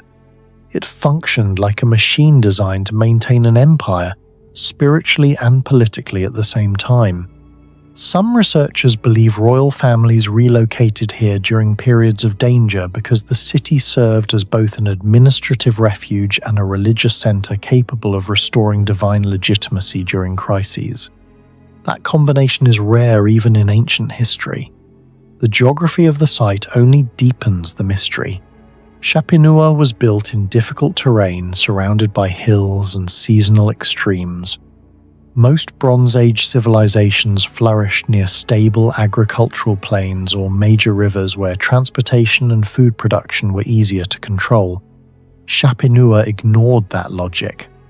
It rose inside a landscape far less forgiving, yet archaeological evidence suggests the city handled large-scale administration for decades, possibly centuries. The engineering behind that survival remains one of the most interesting aspects of the site. Many structures used thick stone foundations supporting mud brick upper walls. That sounds ordinary until the climate is considered. Mud brick deteriorates quickly under harsh weather if construction methods are poor. Yet sections of Shapinua survived more than 3,000 years. Excavations revealed sophisticated layering methods, reinforced base structures, and drainage planning that reduced erosion across unstable terrain. Some walls were several meters thick. Certain buildings appeared deliberately positioned to control runoff and protect key sectors from seasonal damage. Researchers also discovered enormous storage vessels buried within administrative areas, suggesting centralized control over food supplies and redistribution systems. This indicates the city was capable of supporting not only its population but possibly traveling officials, military personnel, and ritual specialists moving through the region. The logistical organization implied by these findings feels surprisingly advanced for the period. Then there is the fire. Large portions of Shapinua show signs of violent burning. Blackened layers appear across buildings and archive zones, preserving objects beneath collapsed debris. Some tablets were hardened by extreme heat, accidentally ensuring their survival for thousands of years. Without those fires, much of the written archive may have dissolved back into mud long ago. What caused the destruction remains uncertain. Some historians connect the site to the wider Bronze Age collapse around 1200 BCE, when civilizations across the eastern Mediterranean suddenly fragmented. Major trade routes disappeared, palaces burned, populations moved, empires fell within remarkably short periods of time. Even the Hittite Empire itself vanished from history during this era. Shapinua may have been consumed by the same chain reaction that destroyed cities from Greece to the Levant, but evidence from the site raises difficult questions. There are signs of destruction, yet no definitive proof of a massive invasion. Some scholars argue prolonged drought weakened agricultural systems across Anatolia, destabilizing political authority before conflict erupted. Climate data from tree rings and sediment studies indicate severe environmental stress affected parts of the eastern Mediterranean during the Late Bronze Age. Others believe internal political struggles inside the Hittite Empire played a major role. Rival factions, succession disputes, and regional rebellions may have fractured the kingdom before external threats arrived. Another theory suggests Shapinua functioned as a wartime operational center during the empire's final decades. Several texts mention royal activity connected to military campaigns, leading researchers to speculate that the city temporarily replaced or supplemented the authority of Hattusa during unstable periods. If true, this would explain why such a massive archive existed in a relatively remote location. Shapinua may have been where the empire tried to reorganize itself while the ancient world around it was collapsing. That possibility changes the emotional weight of the site completely. These ruins may not represent an ordinary city destroyed by history. They may represent an empire attempting to survive its final crisis. Excavations over the past decades have continued revealing evidence of highly organized state activity. Archaeologists uncovered seal impressions used to secure official documents and storage containers, proving administrative control was tightly regulated. Pottery workshops suggest local industrial production supported large institutional systems. Religious objects connected to Hittite storm gods and ceremonial traditions point toward elite ritual activity taking place inside the city. Every excavation season expands the image of Shapinua from a forgotten settlement into something far more significant, a hidden nerve center of Bronze Age power. The site also changed modern understanding of the Hittites themselves. For much of modern history, popular culture treated the Hittites as secondary players overshadowed by Egypt, Babylon, or Assyria. Shapinua challenged that idea completely. The city demonstrated that the Hittites managed multilingual diplomacy, centralized archives, advanced logistics, religious bureaucracy, and large territorial administration at a level comparable to the greatest powers of the ancient Near East. In the ruins of Aphrodisias in southwestern Turkey, there stands a structure that feels less like architecture and more like a controlled system. The Sebastion of Aphrodisias, built in the 1st century CE to honor the emperors of the Roman Empire, is not simply a ceremonial space. It is a corridor nearly 90 meters long, bordered by multi-story walls that once carried more than 80 large marble reliefs. These reliefs were not randomly placed. They were arranged in a strict visual sequence, guiding the observer through mythology, conquest, and imperial authority. The central mystery is not the imagery itself, but the precision behind it. How material, structure, and narrative appear engineered with a level of consistency that challenges what we assume about ancient technical capability. The Sebastion did not reveal itself as a complete monument. Its modern story began in fragments during the 20th century, when archaeologists, most notably Keenan T. Erim, began systematic excavations in the 1960s. What they encountered was not an intact structure, but a field of scattered components, collapsed walls, reused marble blocks, and relief panels embedded into later constructions. At first, these fragments seemed disconnected, but as excavation seasons progressed, patterns began to emerge. Relief panels were identified not as isolated artworks, but as parts of a larger composition. By the 1980s, enough material had been catalogued to reconstruct significant portions of the facade. Archaeologists determined that the corridor had been flanked by 2 parallel walls, each rising in multiple tiers, with sculptural panels arranged in vertical registers. Each register carried a different category of imagery gods, heroes, emperors, and personified regions of the empire. This was not decoration. It was sequencing. The site gradually revealed itself as a dismantled narrative architecture, one that had been designed to deliver information in a controlled visual order.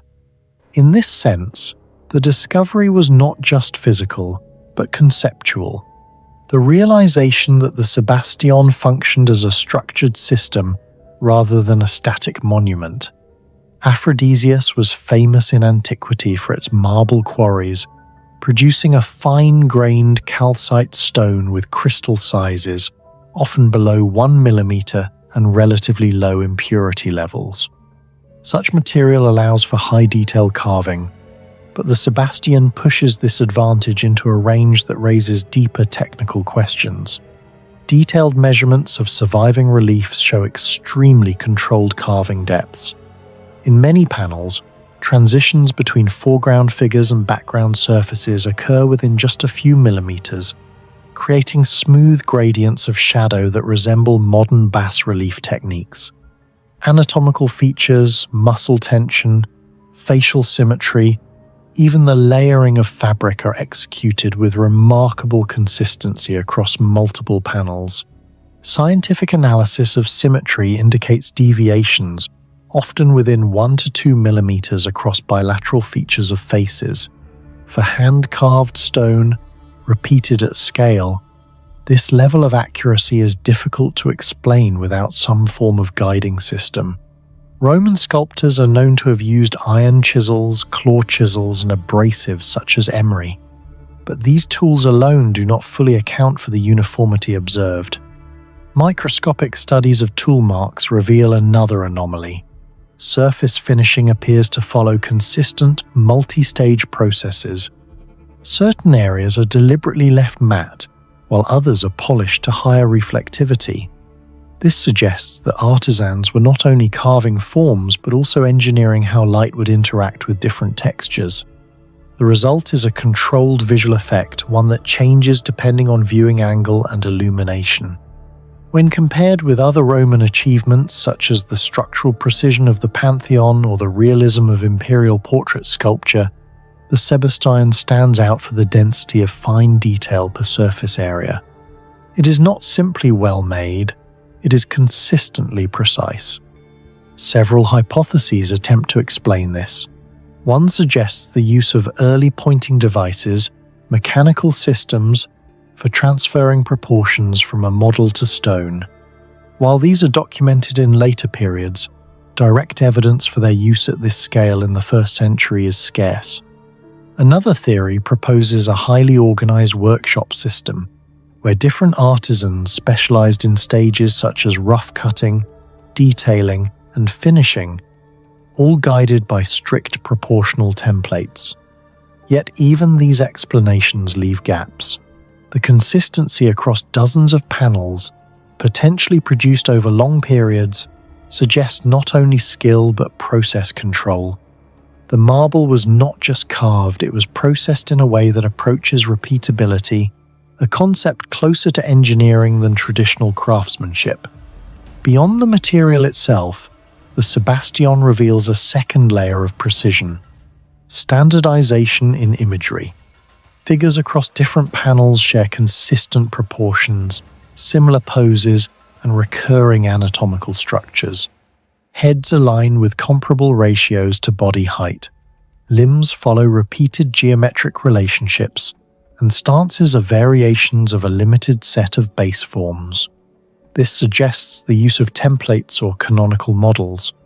Inscriptions and stylistic differences indicate that multiple sculptors work simultaneously, yet the final output remains cohesive.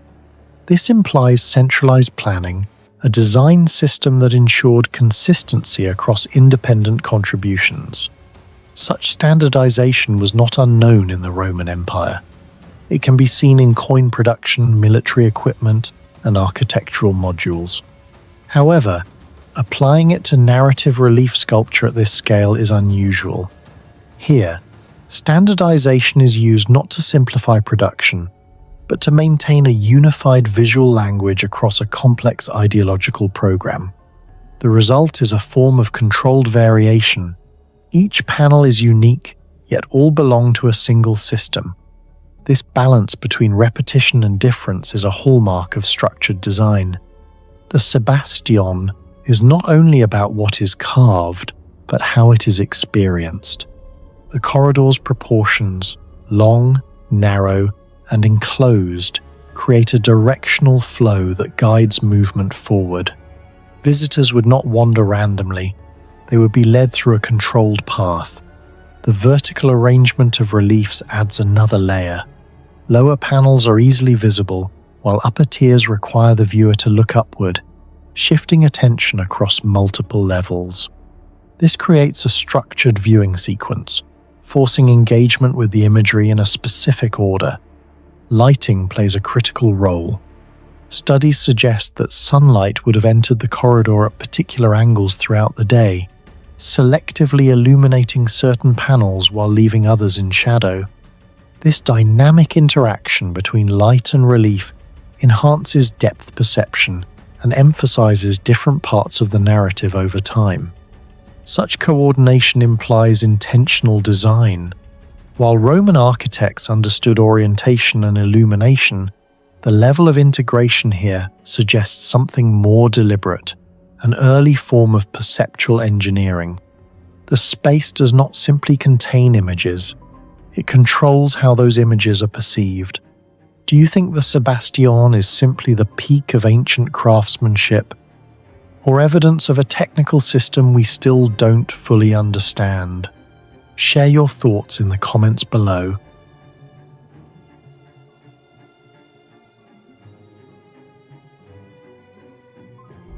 Torre de los Escipiones rises beside an ancient Roman road near the Mediterranean coast of Spain, weathered by salt wind, rain, and almost 2,000 years of exposure. Yet the two giant stone figures carved into its surface are still staring outward with details that should have disappeared centuries ago. Archaeologists still debate how the monument survived this long in a coastal environment that destroys stone far faster than this. Even stranger, nobody is completely certain who the figures represent, who was buried inside the tower, or whether it was truly a tomb at all. The monument stands just outside the ancient Roman city of Tarraco, modern Tarragona, once one of the most important capitals of Roman Hispania. It was built beside the Via Augusta, the great imperial road stretching across the Iberian Peninsula. Thousands of travelers, merchants, soldiers, and officials would have passed it constantly. Unlike hidden ruins buried in deserts or jungles, Torre de los Escipiones was designed to be seen. The structure was first documented in detail during the 18th and 19th centuries as scholars began studying Roman remains across Spain. Early historians believed the carved figures represented the famous Scipio brothers, Roman generals linked to the conquest of Hispania during the Punic Wars. That interpretation gave the monument its modern name. But modern archaeology later revealed something unsettling. The identification was almost certainly wrong. The greatest mystery surrounding the tower is not its identity, but its survival. The structure is built from local limestone and sandstone materials that normally erode aggressively in marine climates. Mediterranean coastal air carries salt particles that penetrate porous rock. Over centuries, those salts crystallize within the stone, causing fractures, surface scaling, and gradual collapse. Many Roman ruins across the region suffered catastrophic erosion. Decorative carvings in coastal environments often lose definition within a few centuries.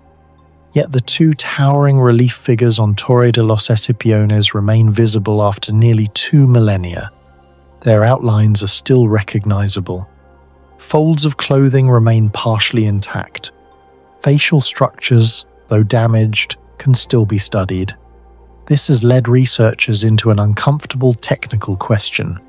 Why did this monument survive better than expected? Some archaeologists believe the Romans deliberately selected unusually dense stone containing mineral compositions more resistant to salt crystallization. Others suspect the surface may once have been coated with protective pigments or mineral treatments now mostly invisible to the naked eye.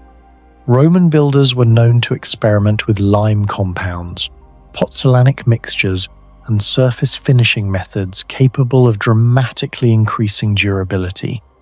At sites across the empire, from aqueducts to harbours, Roman engineering repeatedly demonstrated an understanding of materials far ahead of many later civilizations. Marine Roman concrete has famously survived seawater for 2,000 years, while many modern concretes degrade within decades. Torre de los Escipiones raises a similar possibility on a smaller scale. Perhaps the stone itself was treated using methods no longer fully understood. The mystery becomes even more striking when compared to other ancient relief monuments. The sandstone facades of Petra have suffered massive erosion despite the dry desert climate. Numerous Maya carvings in humid Central America lost fine detail within centuries. Even parts of Roman coastal ruins elsewhere in Spain deteriorated more severely than this tower. Yet the figures here endured relentless humidity, wind, temperature shifts, and sea exposure while remaining recognizable enough to spark debate centuries later. Modern scans of the monument revealed additional anomalies in the construction itself. The tower, roughly 9 meters high, was assembled using carefully cut stone blocks fitted with unusual precision for a relatively small funerary monument. The joints between stones remain remarkably tight. There is little evidence of thick mortar compensating for irregularities. This matters because coastal terrain around Tarragona experiences long-term micro-movements and ground instability caused by moisture cycles and geological settling. Structures built with poor weight distribution gradually crack or lean under such conditions, but Torre de los Escipiones remained standing through Roman collapse, Visigothic occupation, medieval wars, earthquakes, and modern industrial expansion. Some engineers studying Roman masonry suggest the builders used advanced load-balancing principles normally associated with much larger ceremonial structures. Certain internal weight distributions may have reduced stress concentrations throughout the monument. Others speculate hidden stone-locking techniques were employed within the upper sections. The obvious question follows naturally. Why would Roman builders invest such precision into what appears to be a roadside tomb? That question becomes even stranger when examining the carvings themselves. The two giant figures are now believed by many historians not to be Roman generals at all, but representations of Attis, a deity connected to Eastern Mediterranean mystery religions. Attis originated in Phrygian belief systems from Anatolia and later spread through parts of the Roman Empire. The god was associated with death, rebirth, vegetation cycles, and funerary symbolism.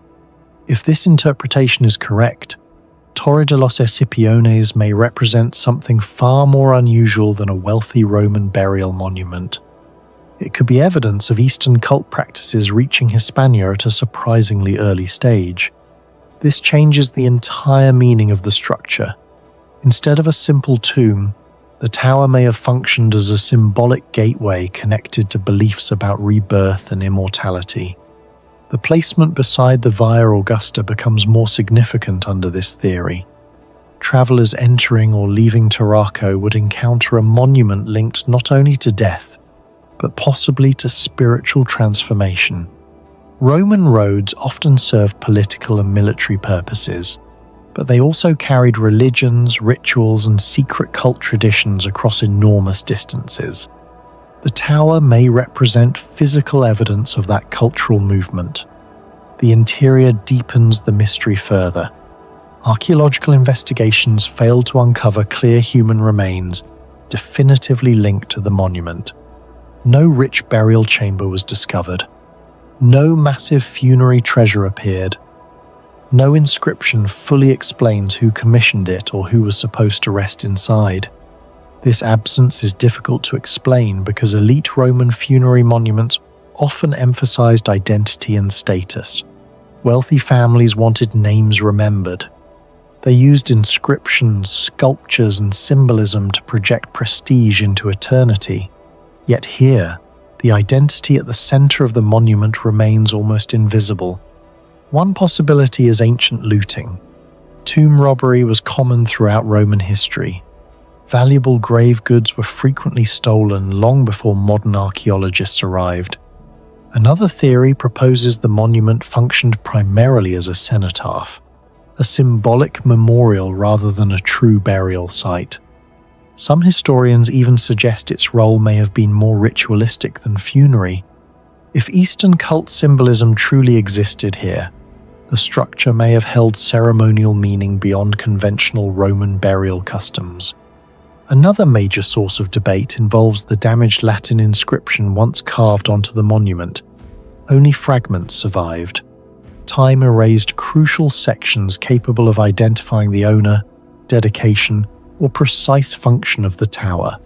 Those missing letters created enormous interpretive gaps. Entire historical narratives now depend on incomplete words and broken grammar. This is one of the most frustrating realities in archaeology. Sometimes the disappearance of only a few centimeters of stone can erase the identity of an entire civilization's monument. Excavations and scholarly studies across the 19th and 20th centuries gradually transformed understanding of the site. Early antiquarians mainly focused on visual interpretation, producing sketches and speculative historical connections to the Scipio family. Later archaeological work examined construction techniques, carving styles, and Roman funerary architecture more scientifically. Researchers compared the monument to other Roman mausoleums across Hispania and the Mediterranean world. These studies revealed stylistic influences inconsistent with the original Scipio theory. Archaeologists also documented the monument's structural resilience in detail. Careful surveys showed that despite erosion, much of the core masonry remained exceptionally stable. Stone deterioration patterns suggested selective resistance rather than uniform decay. This fueled further speculation about quarry selection and Roman treatment methods. Each study produced more technical data, yet none fully solved the central mystery of preservation. In recent decades, conservation specialists used modern imaging and restoration analysis to monitor microscopic cracking and mineral weathering. Their findings confirm that the tower continues resisting environmental destruction more effectively than expected. The monument should theoretically display far greater surface loss after centuries of marine exposure. Instead, many critical sculptural features survived long enough for modern researchers to still analyze artistic style and iconography.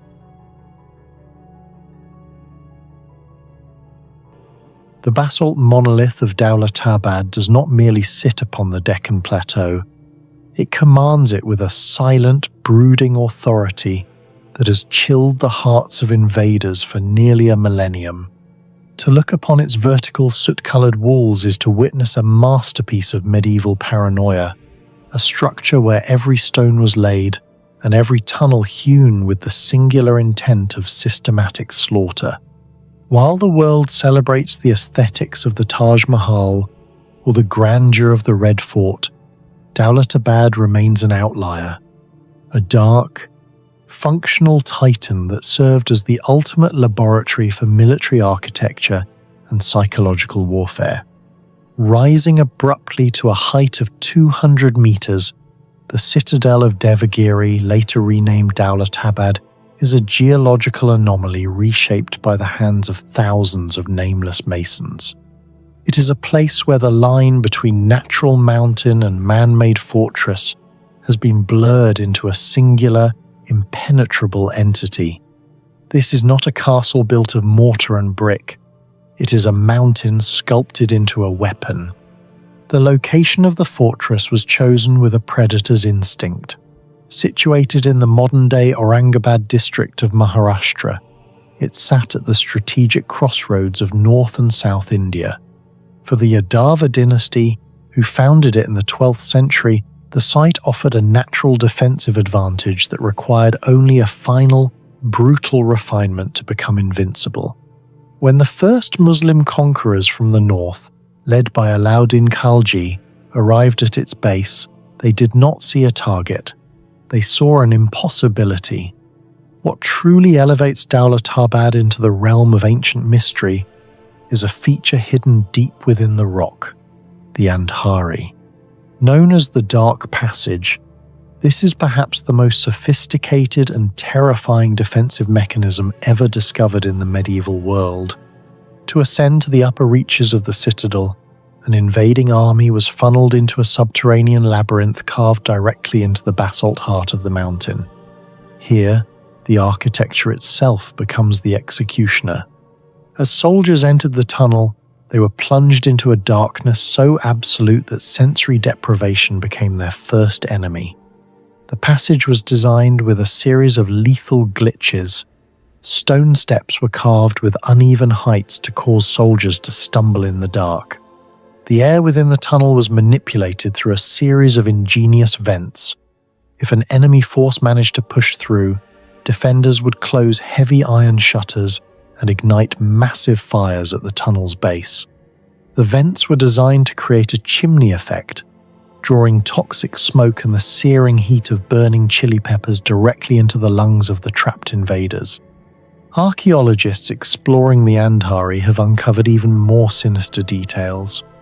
The passage contains several false exits. In the frantic chaos of a dark, smoke-filled tunnel, a soldier might see a glimmer of light and rush toward it, only to find that the opening was a trapdoor leading directly into a 50-foot drop into the crocodile-infested moat below. The Andhari was not designed to stop an army. It was designed to digest one. The mystery of Daulatabad extends beyond its lethal corridors and into the realm of historical madness. In 1327, the Sultan of Delhi, Muhammad bin Tughlaq, made a decision that remains one of the greatest enigmas of Indian history. Obsessed with the fort's invulnerability, he ordered the entire population of Delhi, the imperial capital, to migrate 700 miles south to Daulatabad. Modern archaeological surveys of the lower city ruins have revealed the harrowing scale of this forced exodus.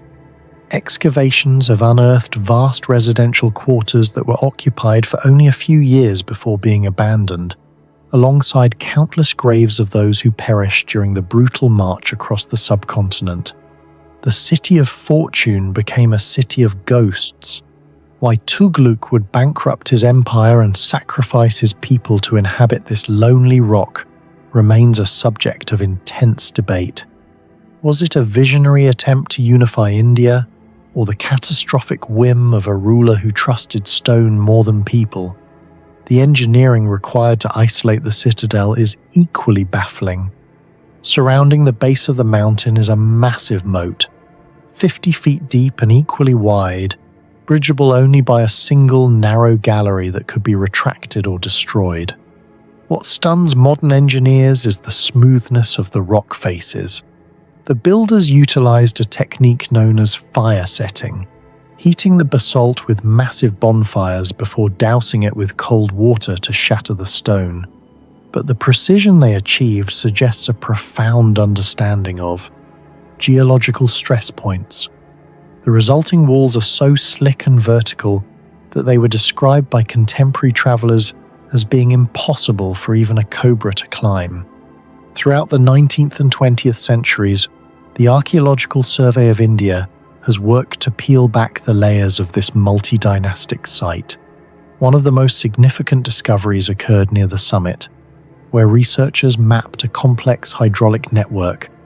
In a region prone to drought, the fort possessed hidden stone cisterns and terracotta piping that could store enough rainwater to sustain a garrison of thousands for over a year. This discovery shifted our understanding of medieval siege warfare. Daulatabad was not just a shield, but a self-sustaining ecosystem that could outlast any enemy. The significance of Dawlatabad in the global archaeological record is its testament to the limits of human ingenuity when fueled by the fear of conquest. It stands as a monument to a time when architecture was the ultimate deterrent. It was never taken by force. Every time the fort changed hands, it was through the slow rot of starvation or the quiet exchange of gold for keys. Perched atop a flat-topped sandstone plateau in northern Ethiopia, the Debre Damo monastery rises more than 15 meters above sheer vertical cliffs, cut off from the surrounding world in a way that seems almost deliberate. The only way up is by a leather rope lowered from above, a method that has remained unchanged for centuries and still defines access to the site today.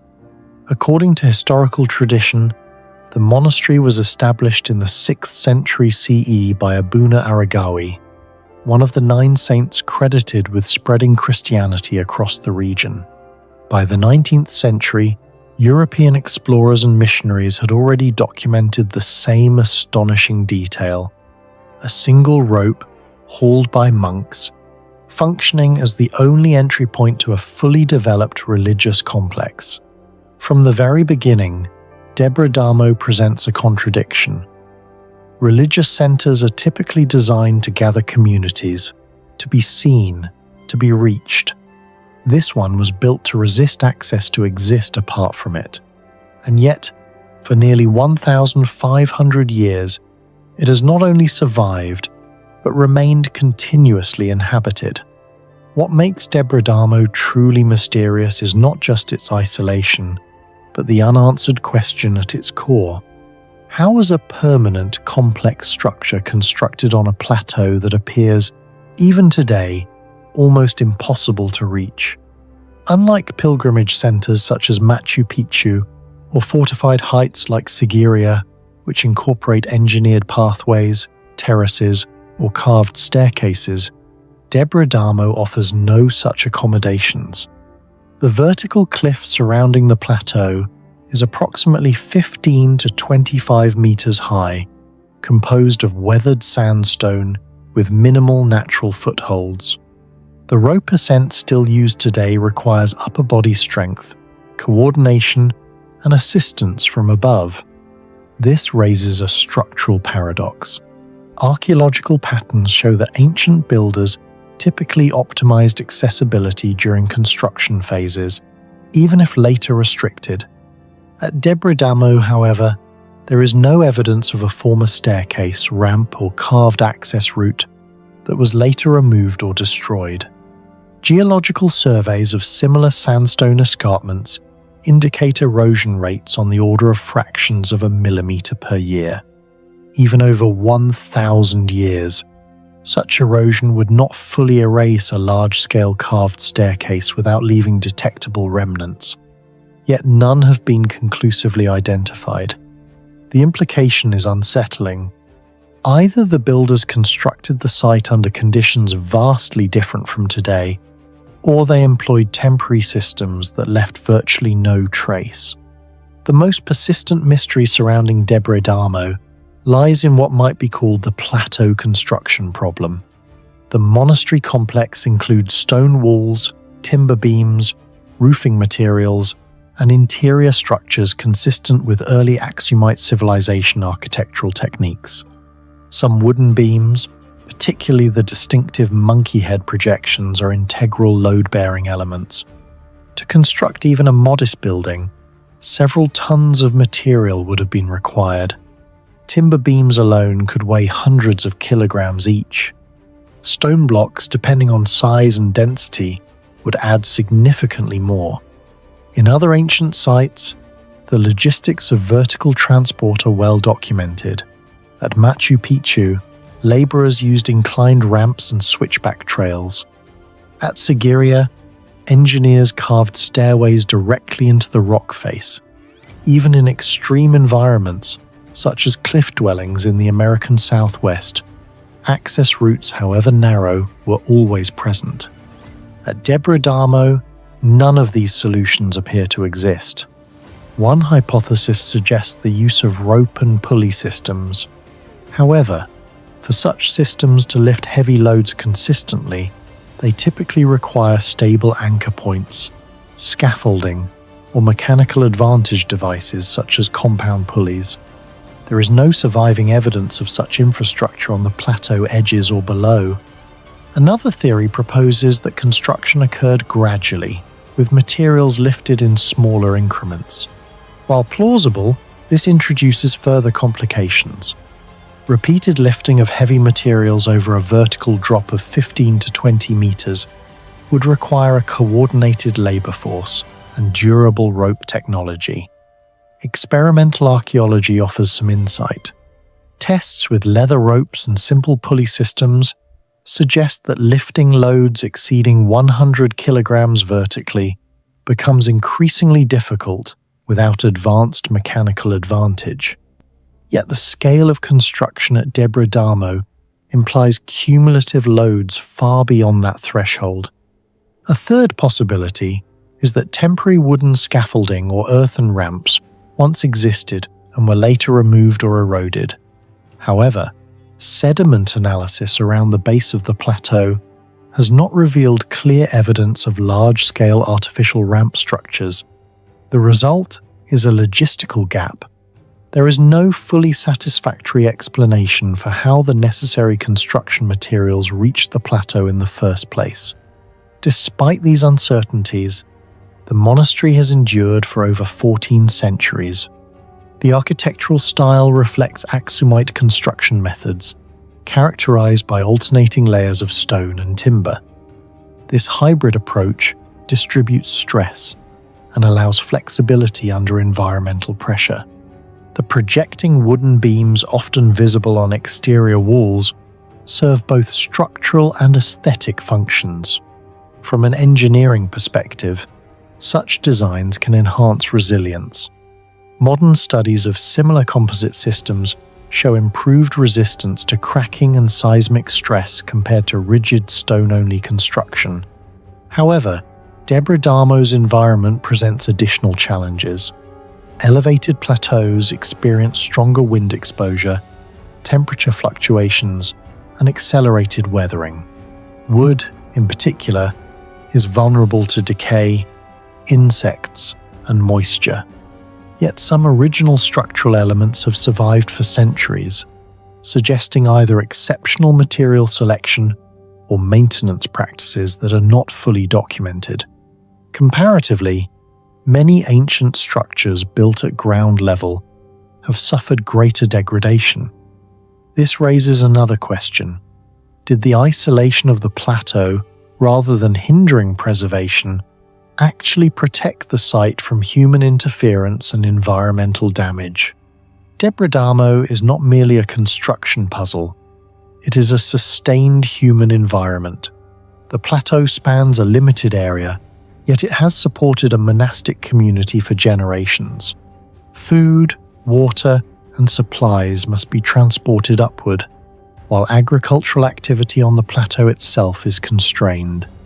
Anthropological comparisons with other isolated communities such as monastic settlements on Mount Athos in Greece reveal similarities in social structure but significant differences in physical accessibility. Mount Athos, while restricted, remains reachable by land and sea. Debre Damo does not. This level of isolation suggests intentional design. The monastery functions as a controlled environment, limiting external contact and preserving religious traditions with minimal disruption. From a systems perspective, it resembles a self-regulating enclave where constraints reinforce continuity, but it also amplifies the original mystery. Juzo and Comte A. Few, why invest such effort to create a site that is inherently difficult to sustain? The founding legend of Abuna Aragawi describes his ascent aided by a giant serpent, a narrative that transforms an impossible climb into a divine act. While clearly symbolic, such stories often encode real challenges in mythological form. Across cultures, extraordinary engineering feats are frequently attributed to supernatural assistance, when the underlying techniques are not understood or have been forgotten. In this sense, the legend may not explain the construction of Debre Damo, but it acknowledges its improbability. So, what do you think? Was this built using lost engineering methods, or are we still missing a crucial piece of the story? Share your thoughts in the comments below.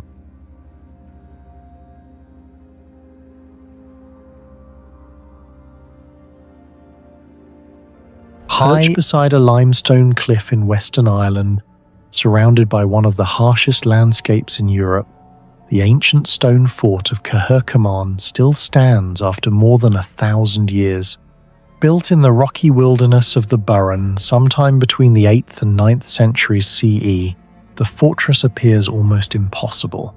Massive stone walls weighing thousands of tons were constructed directly beside a steep drop of over 30 meters, in a region fractured by unstable karst limestone.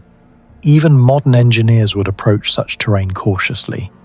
Yet the builders of Cahercamon created a structure so durable that large sections remain standing despite centuries of Atlantic storms, erosion, and temperature shifts. For decades, archaeologists classified Cahercamon as a simple Irish ring fort. But as excavations continued, the site began revealing details far more complex than expected. Beneath the surface of the stone walls was evidence of advanced engineering, unusual astronomical alignments, and signs of a social hierarchy far wealthier and more sophisticated than historians once believed possible for early medieval Ireland. The fortress was first systematically studied in the 1930s by Harvard archaeologists who carried out major excavations across the site. Their discoveries immediately raised new questions. Instead of a crude defensive enclosure, they uncovered a carefully planned multi-wall fortification system. Cahercamon was constructed with 3 concentric stone ramparts stretching across the only accessible side of the cliff, while the sheer rock face itself formed a natural defensive barrier behind it. This reduced the need for additional walls and demonstrated a highly strategic understanding of terrain optimization. Each excavation season uncovered something new. Archaeologists found iron-working evidence, animal remains, imported objects, and traces of high-status occupation. The discoveries suggested that Cahercamon was not an isolated farming settlement but a center of regional importance. Some researchers even proposed that it may have functioned as a political or ceremonial stronghold rather than merely a defensive refuge. One of the greatest mysteries surrounding Cahercamon is the engineering of its dry stone walls. The structure was built entirely without mortar. Thousands of limestone blocks were stacked with extraordinary precision, relying only on balance, weight distribution, and friction to remain stable. In several sections, the walls reached nearly 5 meters thick. Some individual stones weigh several hundred kilograms. This construction method resembles other ancient dry stone engineering traditions found across the world. The polygonal walls of Sacsayhuaman in Peru and the Bronze Age fortifications of Mycenae use similar principles of interlocking stone geometry to resist earthquakes and long-term structural stress. Yet Cahercamon was built in an isolated Irish limestone region with no evidence of advanced machinery, cranes, or mortar technology. How its builders achieved such structural precision using only basic tools remains unresolved. The geological setting makes the feat even more extraordinary. The Burren is a karst landscape formed from fractured, carboniferous limestone over 320 million years old. The ground is uneven, cracked, and highly unstable in places. Modern geological surveys show that karst terrain is particularly vulnerable to subsidence and water erosion. Constructing a heavy stone fortress near a cliff edge in such conditions would require a deep practical understanding of load distribution and foundation stability. Some sections of Cahercamon's walls also lean slightly inward, a technique known as battered wall construction. This subtle inward angle helps structures resist collapse by redirecting gravitational forces toward the base. The same principle appeared in several ancient civilizations, including Hittite fortifications in Anatolia and Inca stone architecture in the Andes. The presence of such design logic in early medieval Ireland raises difficult questions about the practical engineering knowledge possessed by its builders. Another major mystery involves the alignment of the fort itself. Researchers studying the site noticed that the main entrance and internal layout do not appear random. Certain openings align with distant limestone ridges and points along the horizon where the sun rises during key seasonal transitions. Although the evidence remains debated, some archaeologists believe Caer Common may have incorporated astronomical observations into its design. Ireland already possesses some of the most sophisticated prehistoric astronomical monuments ever discovered. The Passage Tomb of Newgrange, built around 3200 BCE, famously aligns with the winter solstice sunrise, so precisely that sunlight illuminates its inner chamber for only a few minutes each year. Similar alignments exist at sites such as Lough Crew Cairns and Carrowkeel. Because of this tradition, some scholars suspect that fragments of ancient astronomical knowledge survived in Ireland far longer than previously assumed. The question is whether Caer Common was simply a military fort or something more complex. From inside the structure, visibility across the Burren landscape is remarkably controlled. Certain vantage points frame specific ridges and pathways while obscuring others. This may have had defensive value, but it also suggests deliberate spatial planning. Some theories propose that the fort served ritual purposes tied to seasonal cycles, elite gatherings, or territorial symbolism. The scale of the site creates another puzzle. Caer Common encloses an area of more than 1 hectare, large enough to shelter families, livestock, and storage facilities. Yet the surrounding Burren landscape is notoriously difficult for agriculture. Thin soils, exposed rock, and harsh Atlantic weather make large-scale farming challenging even today.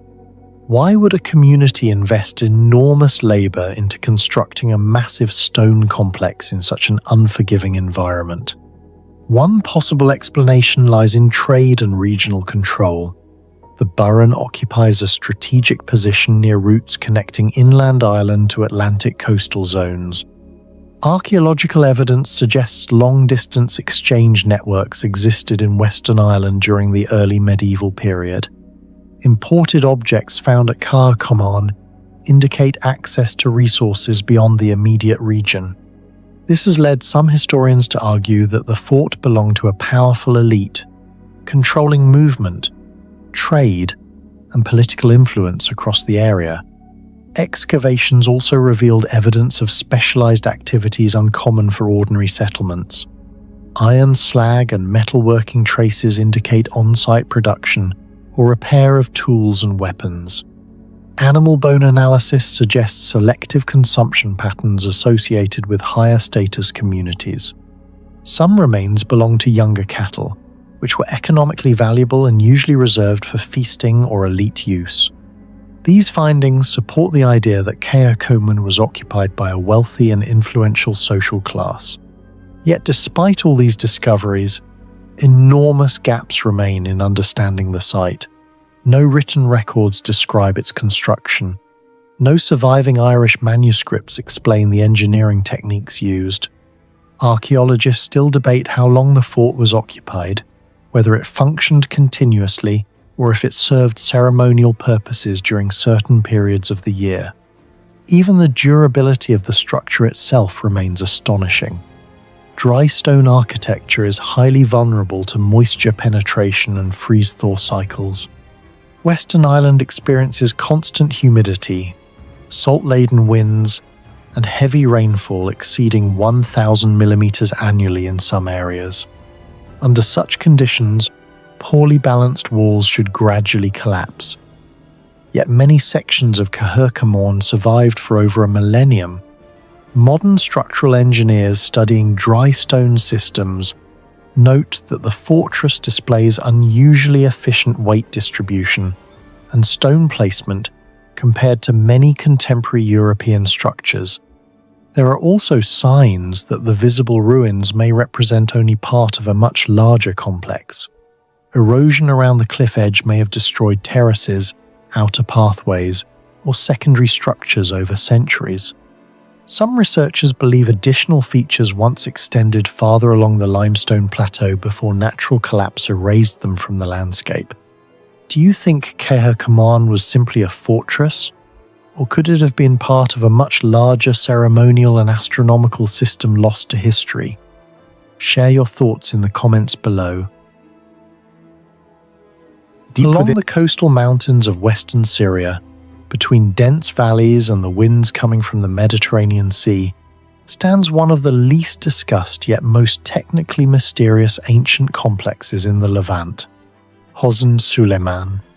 Unlike Petra, Palmyra, or Baalbek, Hosn Suleiman rarely appears in mainstream documentaries, yet the site contains engineering features that continue to puzzle archaeologists, structural engineers, and historians alike. Massive stone platforms still stand on unstable mountainous terrain. Precision-cut masonry survives in an earthquake zone. Drainage systems continue to function after nearly 2,000 years, and beneath the visible ruins may lie entire underground sections that modern excavation has barely touched. The first modern documentation of the site began during surveys conducted in the 19th century under Ottoman-era exploration campaigns. At first, researchers believed the ruins were simply remnants of a regional Roman sanctuary dedicated to local deities. But each new excavation complicated that theory. Archaeologists uncovered massive retaining walls far larger than necessary for a simple mountain temple. They found unusually thick foundations buried beneath later Roman additions. Then came the discovery of strange underground chambers carved directly into bedrock, suggesting the complex may once have served purposes far beyond religion. One of the earliest mysteries emerged from the location itself. Hosn Suleiman was built at an elevation where transporting construction material would have been extraordinarily difficult. Some limestone blocks used in the platform and lower walls weigh several tons each. Even today, moving stones of that size through steep mountain terrain would require cranes, engineered roads, and hydraulic systems. Yet ancient builders somehow achieved this nearly 2,000 years ago using only primitive transport technology. The puzzle becomes even stranger when compared to other mountain complexes of the ancient world. At Machu Picchu in Peru, Inca engineers used carefully cut stones fitted together without mortar to survive earthquakes. At Hosn Suleiman, researchers discovered a surprisingly similar concept. Several wall sections appear designed with slight movement tolerance between blocks. Instead of rigidly locking every stone into place, the builders may have intentionally allowed microscopic shifts during seismic activity. Modern earthquake-resistant structures sometimes use flexible base isolation systems based on the same principle. This is especially important because Western Syria sits near active tectonic fault systems connected to the Dead Sea Transform Fault Zone. Historical records describe multiple devastating earthquakes striking the region over the last 2 millennia. Entire cities collapsed. Temples were destroyed. Yet parts of Hosn Suleiman remain standing with remarkable stability. Structural engineers studying the ruins noted that some foundation stones were laid in layered arrangements capable of dispersing vibration rather than concentrating stress at single points. Whether this was intentional or discovered through generations of experimentation remains unknown. Then came the mystery of the stone cutting itself. Several surviving blocks display edges so straight that sunlight still reflects evenly across their surfaces despite centuries of erosion. Tool marks found on some stones suggest repeated abrasion methods rather than simple hammer carving. Researchers believe the builders may have used advanced abrasive cutting techniques involving quartz sand, water, and metal saws or cords. Similar methods were later used by Roman engineers, but some features at Hohensulliman may predate the full spread of Roman stoneworking technology in the region. One particularly controversial detail involves right-angle cuts found deep inside narrow structural sections, where workers would have had very limited space to maneuver tools. Reproducing such cuts experimentally using reconstructed ancient equipment proved extremely difficult. Some experimental archaeologists concluded that achieving that level of geometric consistency would require not only skilled labor, but also sophisticated measurement systems capable of maintaining alignment across large stone surfaces. Excavations during the 20th century uncovered another unexpected feature: an elaborate hydraulic management system hidden beneath the visible sanctuary. Small channels carved directly into bedrock controlled rainwater flow across the steep mountain slopes. Their angles were incredibly precise.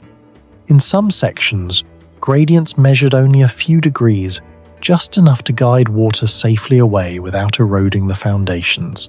Modern hydrological studies show that poorly managed runoff is one of the primary causes of ancient mountain structures collapsing over time. Yet Hohensulliman's drainage system still functions partially even after centuries of neglect.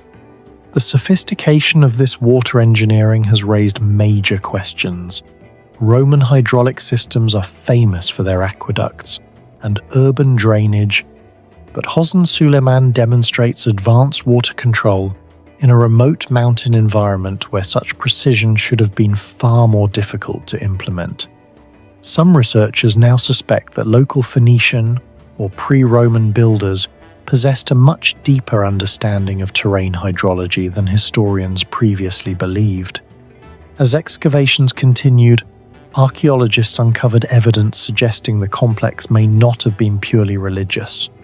Thick defensive walls surround parts of the sanctuary. Elevated observation positions provide wide views across surrounding valleys.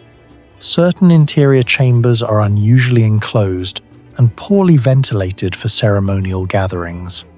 These details led to theories that Hohensulliman may have served multiple functions simultaneously: sanctuary, fortress, storage center, and possibly even a protected archive or treasury. The underground sections remain among the greatest mysteries. Ground resonance tests conducted in limited areas produced hollow acoustic responses beneath several floor sections. This suggests the presence of unexcavated chambers or tunnels still sealed beneath the ruins. Similar discoveries at other ancient sites often revealed hidden storage rooms, ritual chambers, or escape passages. But because of political instability and limited archaeological access in Syria over recent decades, large-scale subsurface scanning technologies such as ground-penetrating radar and full 3D mapping have never been comprehensively deployed at the site. That absence of modern surveying technology is significant. At sites like the Egyptian pyramids, scanning projects recently discovered hidden voids previously unknown for thousands of years. At Teotihuacan in Mexico, underground tunnels completely changed understanding of the city's ritual structure. Researchers suspect Hohensulliman could contain equally transformative discoveries if extensive imaging were ever conducted. Another mystery lies in the architecture itself. The complex displays a blend of cultural influences that do not fit neatly into a single civilization. Some columns resemble Greco-Roman proportions. Certain foundation techniques appear closer to Phoenician coastal engineering traditions. Meanwhile, geometric layouts in several sections resemble Anatolian ceremonial structures found hundreds of kilometers away. This has led historians to speculate that Hohensulliman may have been constructed over multiple eras by different groups sharing engineering knowledge across the eastern Mediterranean. The question becomes even more intriguing when considering trade and cultural exchange during antiquity.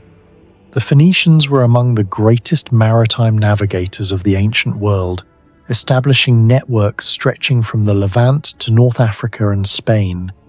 If engineering concepts move through those networks alongside goods and religion, sites like Hosen Suleiman may preserve evidence of technological collaboration long before formal empires unified the region. Perhaps the greatest mystery surrounding Hosen Suleiman is not what has been discovered, but how little of it has been fully studied. Unlike globally famous archaeological sites flooded with international funding and advanced scans, Hosen Suleiman remains relatively isolated from modern archaeological attention. Entire underground sectors may still lie untouched. Structural systems that resisted earthquakes for centuries remain poorly understood. Stoneworking methods visible in the ruins continue to challenge assumptions about regional technology levels during antiquity. Do you think Hosen Suleiman was simply a forgotten sanctuary, or could it be hiding knowledge and engineering techniques far beyond what we currently understand? Share your thoughts in the comments below.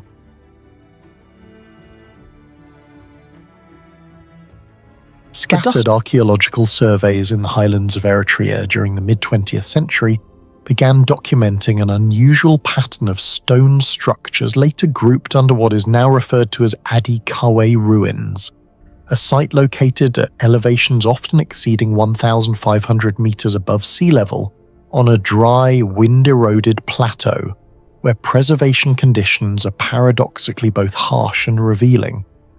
What drew attention was not monumental scale, but absence. No inscriptions, no carved iconography, no burial markers, and no clear stratified cultural layers typical of long-term settlement.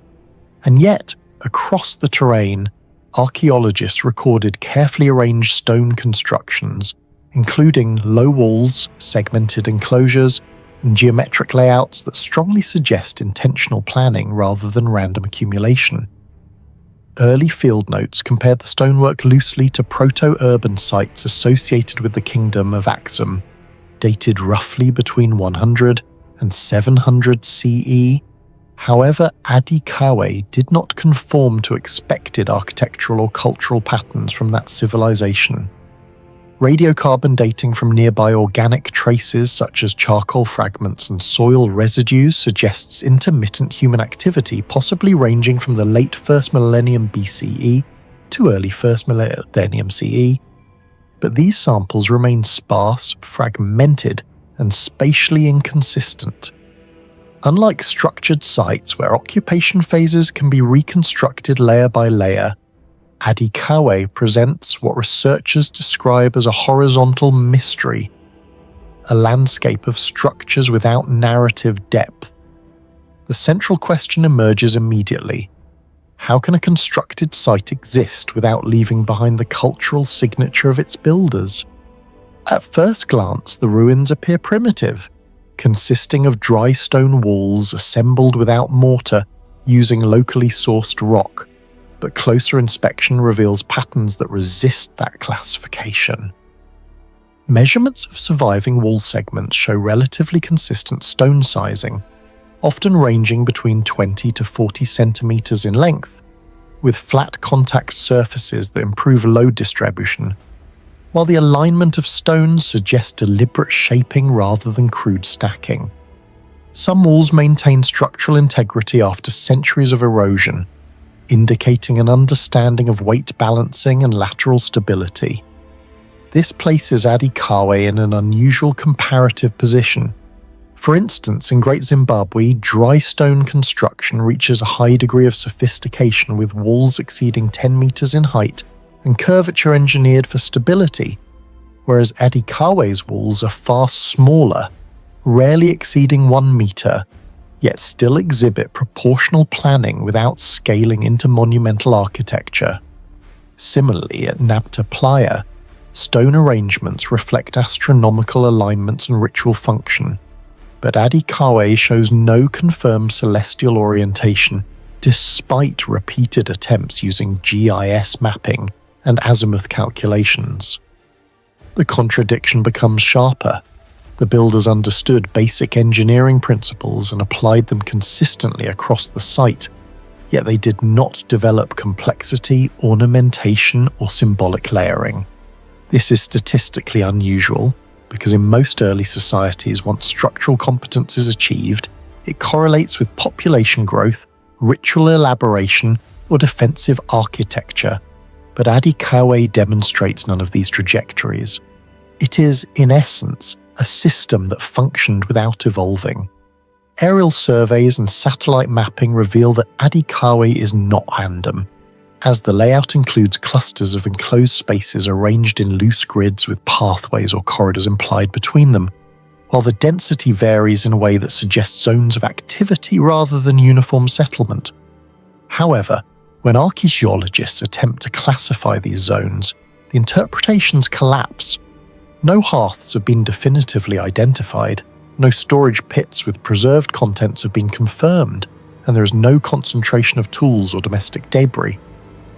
In established ancient settlements, whether in the Indus Valley, Mesopotamia, or East Africa, habitational areas typically leave behind micro-residues such as ash layers, pottery fragments, and faunal remains, meaning that even minimal occupation produces detectable archaeological signatures. Yet at Adikawe, such evidence is either absent or below meaningful thresholds. One hypothesis suggests that the site functioned as a transient aggregation point used seasonally by mobile populations, supported by ethnographic parallels in East Africa, where pastoral groups form temporary stone enclosures for livestock or communal gatherings, but those structures tend to be irregular and rapidly assembled rather than systematically arranged with geometric consistency. Another hypothesis proposes a ritual landscape without material symbolism, a space defined by movement and presence rather than objects, aligning loosely with certain prehistoric sites where ritual activity leaves minimal physical traces. Yet even in those cases, some markers such as post holes, altars, or deposition zones are usually present. Adikawe resists both categories, being too organized to be temporary, too empty to be permanent, and too structured to be accidental. Perhaps the most unsettling aspect of Adikawe is its temporal ambiguity. Most archaeological sites can be placed within a developmental sequence including early phase, expansion, peak and decline, reconstructed through stratigraphy, artifact typology, and radiometric dating. But at Adikawe, this sequence is missing. Instead, what appears is a discontinuous pattern consisting of isolated radiocarbon dates with wide error margins, a lack of overlapping occupation layers, and no clear evidence of construction phases or modifications over time. In statistical terms, this suggests either extremely short occupation or repeated use without cumulative buildup. When compared to Aksumite urban centers, where coinage, inscriptions, and imported goods allow precise chronological mapping, or even to smaller sites that typically show at least 2 or 3 occupation layers over centuries, Adikawe shows none. It is as if the site was used and then abandoned without transition, with no destruction layer, no signs of conflict, and no environmental catastrophe recorded in the soil profile. From a systems perspective, this resembles what archaeologists describe as a non-linear occupation event, a phenomenon where human activity occurs without leaving a sustained archaeological footprint, which is rare and often associated with highly mobile or specialized groups, yet the scale of Adikawe complicates this explanation. The broader implication of Adikawe is not limited to one site, but extends to what it represents in the archaeological record of the Horn of Africa. The region is known to have supported complex societies long before the rise of Aksum, with trade networks connecting it to the Red Sea, Arabia, and the Nile Valley. Yet many of these early phases remain poorly documented due to limited excavation and preservation challenges. Adikawe may be part of this hidden layer, suggesting the possibility of a cultural system that operated without leaving durable artifacts. This challenges a fundamental assumption in archaeology that complexity correlates with material output, because if a society organizes space and constructs stable architecture while minimizing or avoiding artifact production, it becomes nearly invisible to conventional methods. Such a model would explain the structured layout without associated objects, the absence of inscriptions or symbolic markers, and the lack of long-term accumulation, but it also raises deeper questions about intentionality and purpose. Why would a society build in stone yet leave no message? Why invest labour in structure without embedding identity into it? And why create a place that does not explain itself? So what do you think Adikawe really was? A settlement, a ritual site, or something we still don't have the tools to understand? Share your thoughts in the comments below.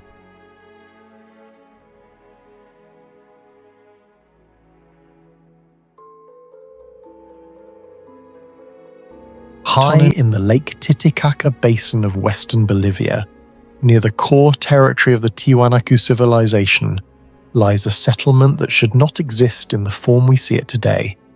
Luca Amata does not overwhelm with monumental gates or towering stone icons.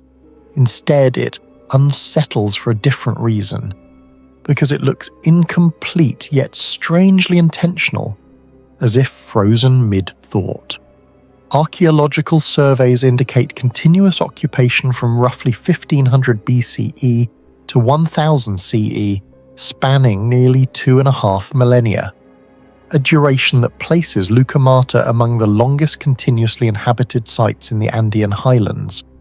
But what truly sets it apart is that many structural patterns, agricultural systems, and spatial organizations seen here appear before they are fully realized at Tiwanaku itself, suggesting a developmental sequence that runs counter to expectations. This raises a rarely asked question in archaeology. What if Lucamata was not a peripheral settlement, but a prototype, a place where systems were tested, refined, and sometimes abandoned long before they shaped one of the most influential civilizations in pre-Columbian South America? Unlike many ancient cities that vanish beneath jungle or desert, Lucamata was never truly lost, as its remains persisted in the landscape and blended into agricultural zones surrounding Lake Titicaca, quietly existing without dramatic rediscovery. Systematic archaeological investigation began in the mid-20th century, with major work during the 1970s and 1980s led by researchers such as Alan Colata, who revealed that Lucamata was not a single-phase settlement but a layered record of transformation, where architecture evolved gradually, agricultural systems expanded and contracted, and social organizations shifted across centuries. Unlike Tiwanaku, which presents a relatively unified urban vision with standardized monumental planning, Lucamata reads more like a timeline of experimentation, a site where ideas were continuously tested rather than finalized, offering archaeologists a rare longitudinal view into how a complex society may have developed its systems over time. Excavations show that Lucamata developed gradually without the sudden architectural standardization observed at Tiwanaku between roughly 500 and 800 CE, and instead its construction phases reveal variation, where different building techniques coexist, some refined while others appear abandoned mid-process, suggesting an iterative approach rather than a finalized plan. In Tiwanaku, stone blocks are often precisely cut and fitted with minimal mortar, reflecting a mature engineering tradition, whereas at Lucamata, archaeologists encounter walls with inconsistent alignment, foundations indicating redesign during construction, and transitions between crude and advanced masonry within the same structural contexts, patterns that are difficult to interpret as simple inefficiency. Comparable developmental layering has been observed at sites such as Çatalhöyük, where architecture reflects social adaptation over time, yet Lucamata differs in both scale and duration, persisting for centuries under increasingly complex environmental and social conditions, implying that what appears incomplete may actually represent a phase of continuous experimentation. This leads to an unsettling implication that Lucamata may not be a less advanced site at all, but rather a place where advancement itself was being defined through repeated trial, error, and refinement. Surrounding Lukurmata lies one of the most sophisticated ancient agricultural systems ever documented, the raised field system known locally as Waru Waru, which operates in an environment that by conventional standards should be agriculturally unstable, given that the altitude exceeds 3,800 meters above sea level. Nighttime temperatures frequently fall below freezing, frost events occur unpredictably, and soil fertility is naturally limited without intervention. Despite these constraints, the system achieves remarkable efficiency by constructing elevated planting platforms separated by water-filled canals, where solar radiation heats the water during the day, and that stored heat is slowly released at night, creating a localized thermal buffer that can raise surrounding air temperatures by approximately 1 to 2 degrees Celsius, a seemingly small margin that is nevertheless sufficient to prevent frost damage to crops. Modern experimental reconstructions in the Lake Titicaca Basin during the 1980s demonstrated that such systems could produce yields 2 to 3 times higher than conventional high-altitude farming under comparable conditions, indicating that this was not an accidental adaptation, but a form of engineered microclimate control. The implications are profound because implementing such a system requires an implicit understanding of thermal inertia, heat exchange, hydrology, and long-term climatic observation, yet the Tiwanaku culture left no written language describing these processes. When compared to irrigation systems in Mesopotamia, which relied primarily on river flooding cycles and canal distribution, or even Roman agricultural engineering, which emphasized water transport rather than microclimate manipulation, the Lukurmata system appears conceptually closer to modern agroengineering practices than to its ancient counterparts. This raises a difficult question regarding the nature of knowledge transmission in such societies, because while one hypothesis suggests gradual accumulation of empirical knowledge across generations, and another proposes distributed knowledge systems embedded within communal practice, neither fully accounts for the precision and scalability observed across the landscape, leaving open the possibility that the knowledge was more systematic than currently assumed, but encoded in forms that have not survived or are not yet recognized by modern archaeology. Large-scale agricultural systems typically imply centralized authority structures capable of organizing labor, managing resources, and enforcing coordination, a pattern evident in civilizations ranging from Mesopotamia to ancient Egypt.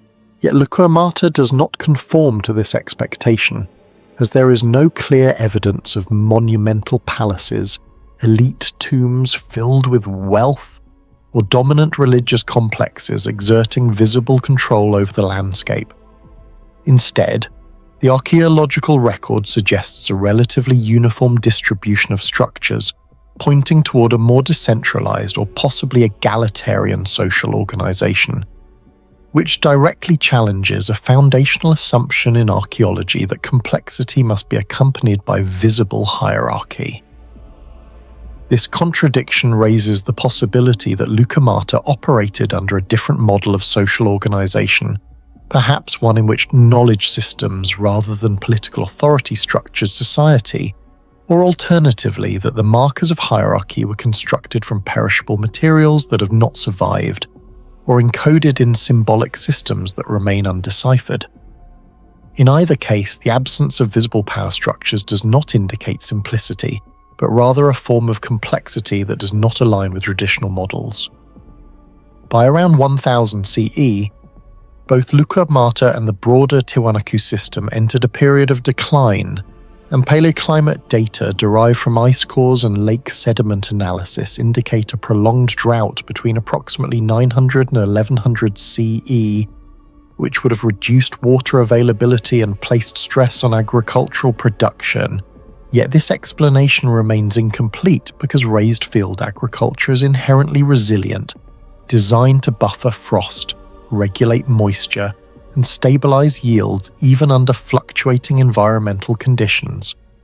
If any agricultural system should have endured climatic stress, it would have been this one, and yet it was ultimately abandoned, with no widespread evidence of warfare, no clear destruction layers, and no signs of sudden catastrophe, only a gradual cessation of activity. This pattern suggests a more complex collapse mechanism, possibly involving the breakdown of social coordination, the loss of specialized knowledge required to maintain the system, or a threshold effect in which environmental stress accumulates until even resilient systems fail abruptly. In modern systems theory, such a process is described as nonlinear collapse, where stability persists for long periods before giving way to rapid failure, and Lukamata may represent one of the earliest empirical examples of such dynamics in human history. What do you think? Was Lukamata a deliberate testing ground for one of South America's greatest civilizations? Or are we projecting modern concepts of experimentation onto a past that operated under entirely different principles?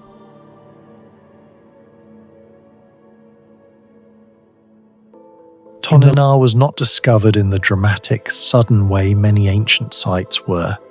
Instead, it emerged gradually from obscurity in the late 19th century, when explorers moving through the remote Ocosingo Valley in the highlands of Chiapas, southern Mexico, began documenting unusually massive stone terraces rising from the jungle floor. Early reports by researchers such as Desiree Charnay in the 1880s described a structure that did not resemble a conventional Maya city. What stood before them was not a spread of temples and plazas, but a single immense vertical formation. Later excavations throughout the 20th century, particularly those led by Mexico's National Institute of Anthropology and History, revealed the full scale of the site. A towering acropolis rising over 70 meters in height, composed of at least 7 superimposed terraces, making it one of the tallest structures in the entire Maya world. From the moment its layout became clear, Tonnenar presented a problem that has never been fully resolved. Unlike major centers such as Tikal or Palenque, which expand horizontally across wide ceremonial plazas, Tonnenar compresses its entire ceremonial and political core into a vertically stacked system. This is not a minor variation. It represents a complete departure from the spatial logic of Maya urbanism. The most immediate mystery is therefore structural. Why would a civilization known for expansive layouts choose instead to construct what is effectively a vertical city? The engineering implications alone are significant. Building upward at this scale in a tropical environment introduces challenges that horizontal cities largely avoid. Each terrace must support the cumulative weight of all structures above it, requiring precise load distribution across stone retaining walls.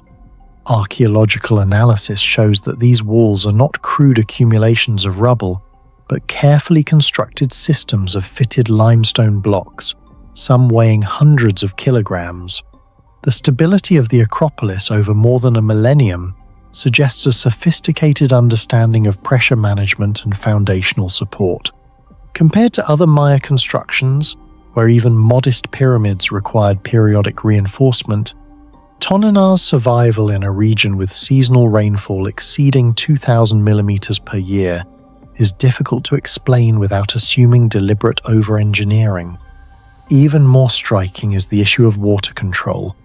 In steep terraced environments, uncontrolled runoff typically leads to rapid erosion and structural collapse.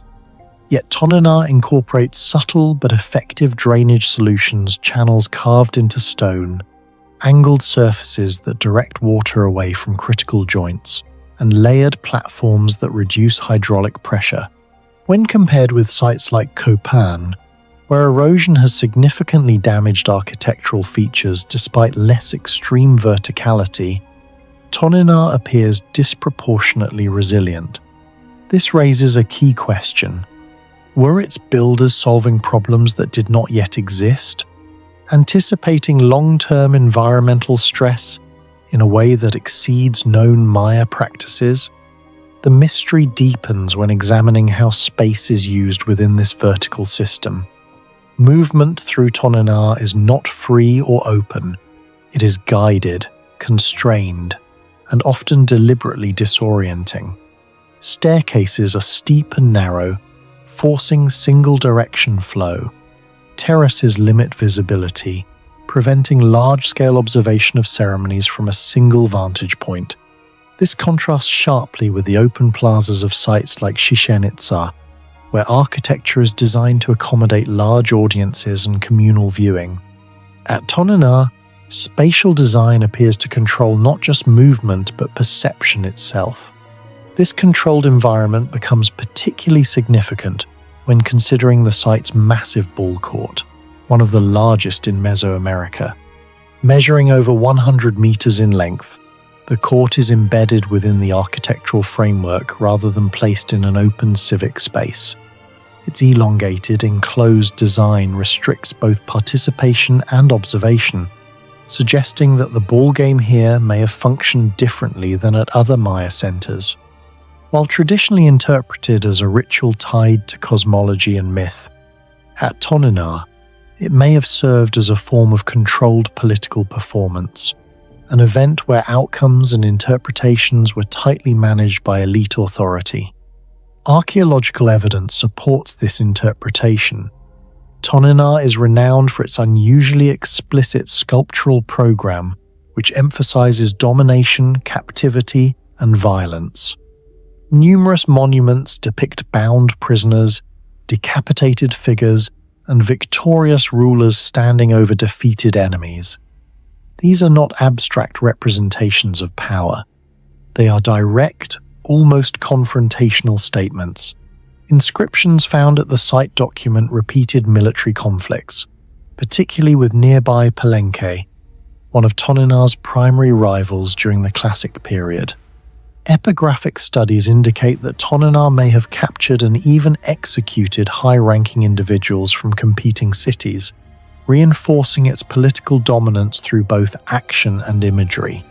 What makes this significant is not merely the presence of violence, but its integration into the architecture itself.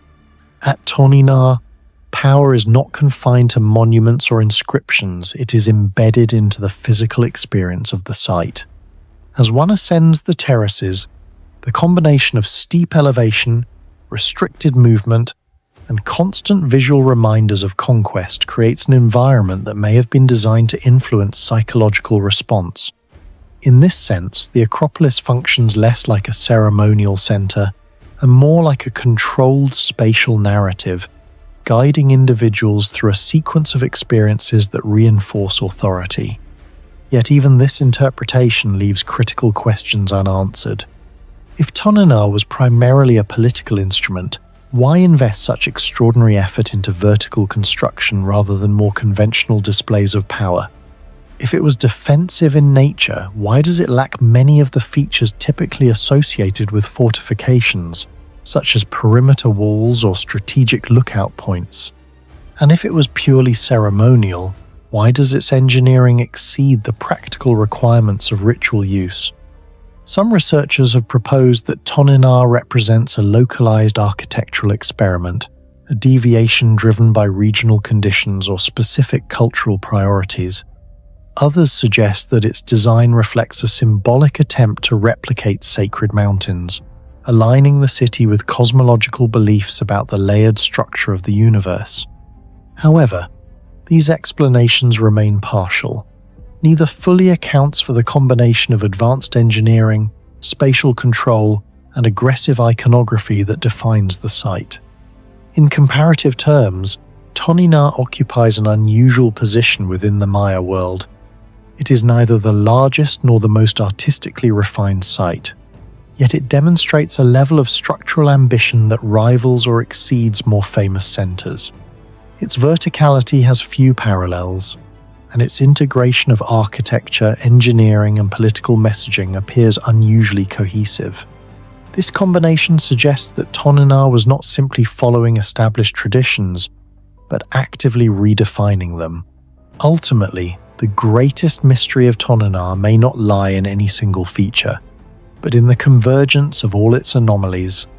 It is a site where architectural form, environmental adaptation, and ideological expression intersect in ways that challenge existing models of Maya civilization. Despite decades of excavation and analysis, no single framework has been able to fully explain its design. Tolinar stands, therefore, as more than an archaeological site.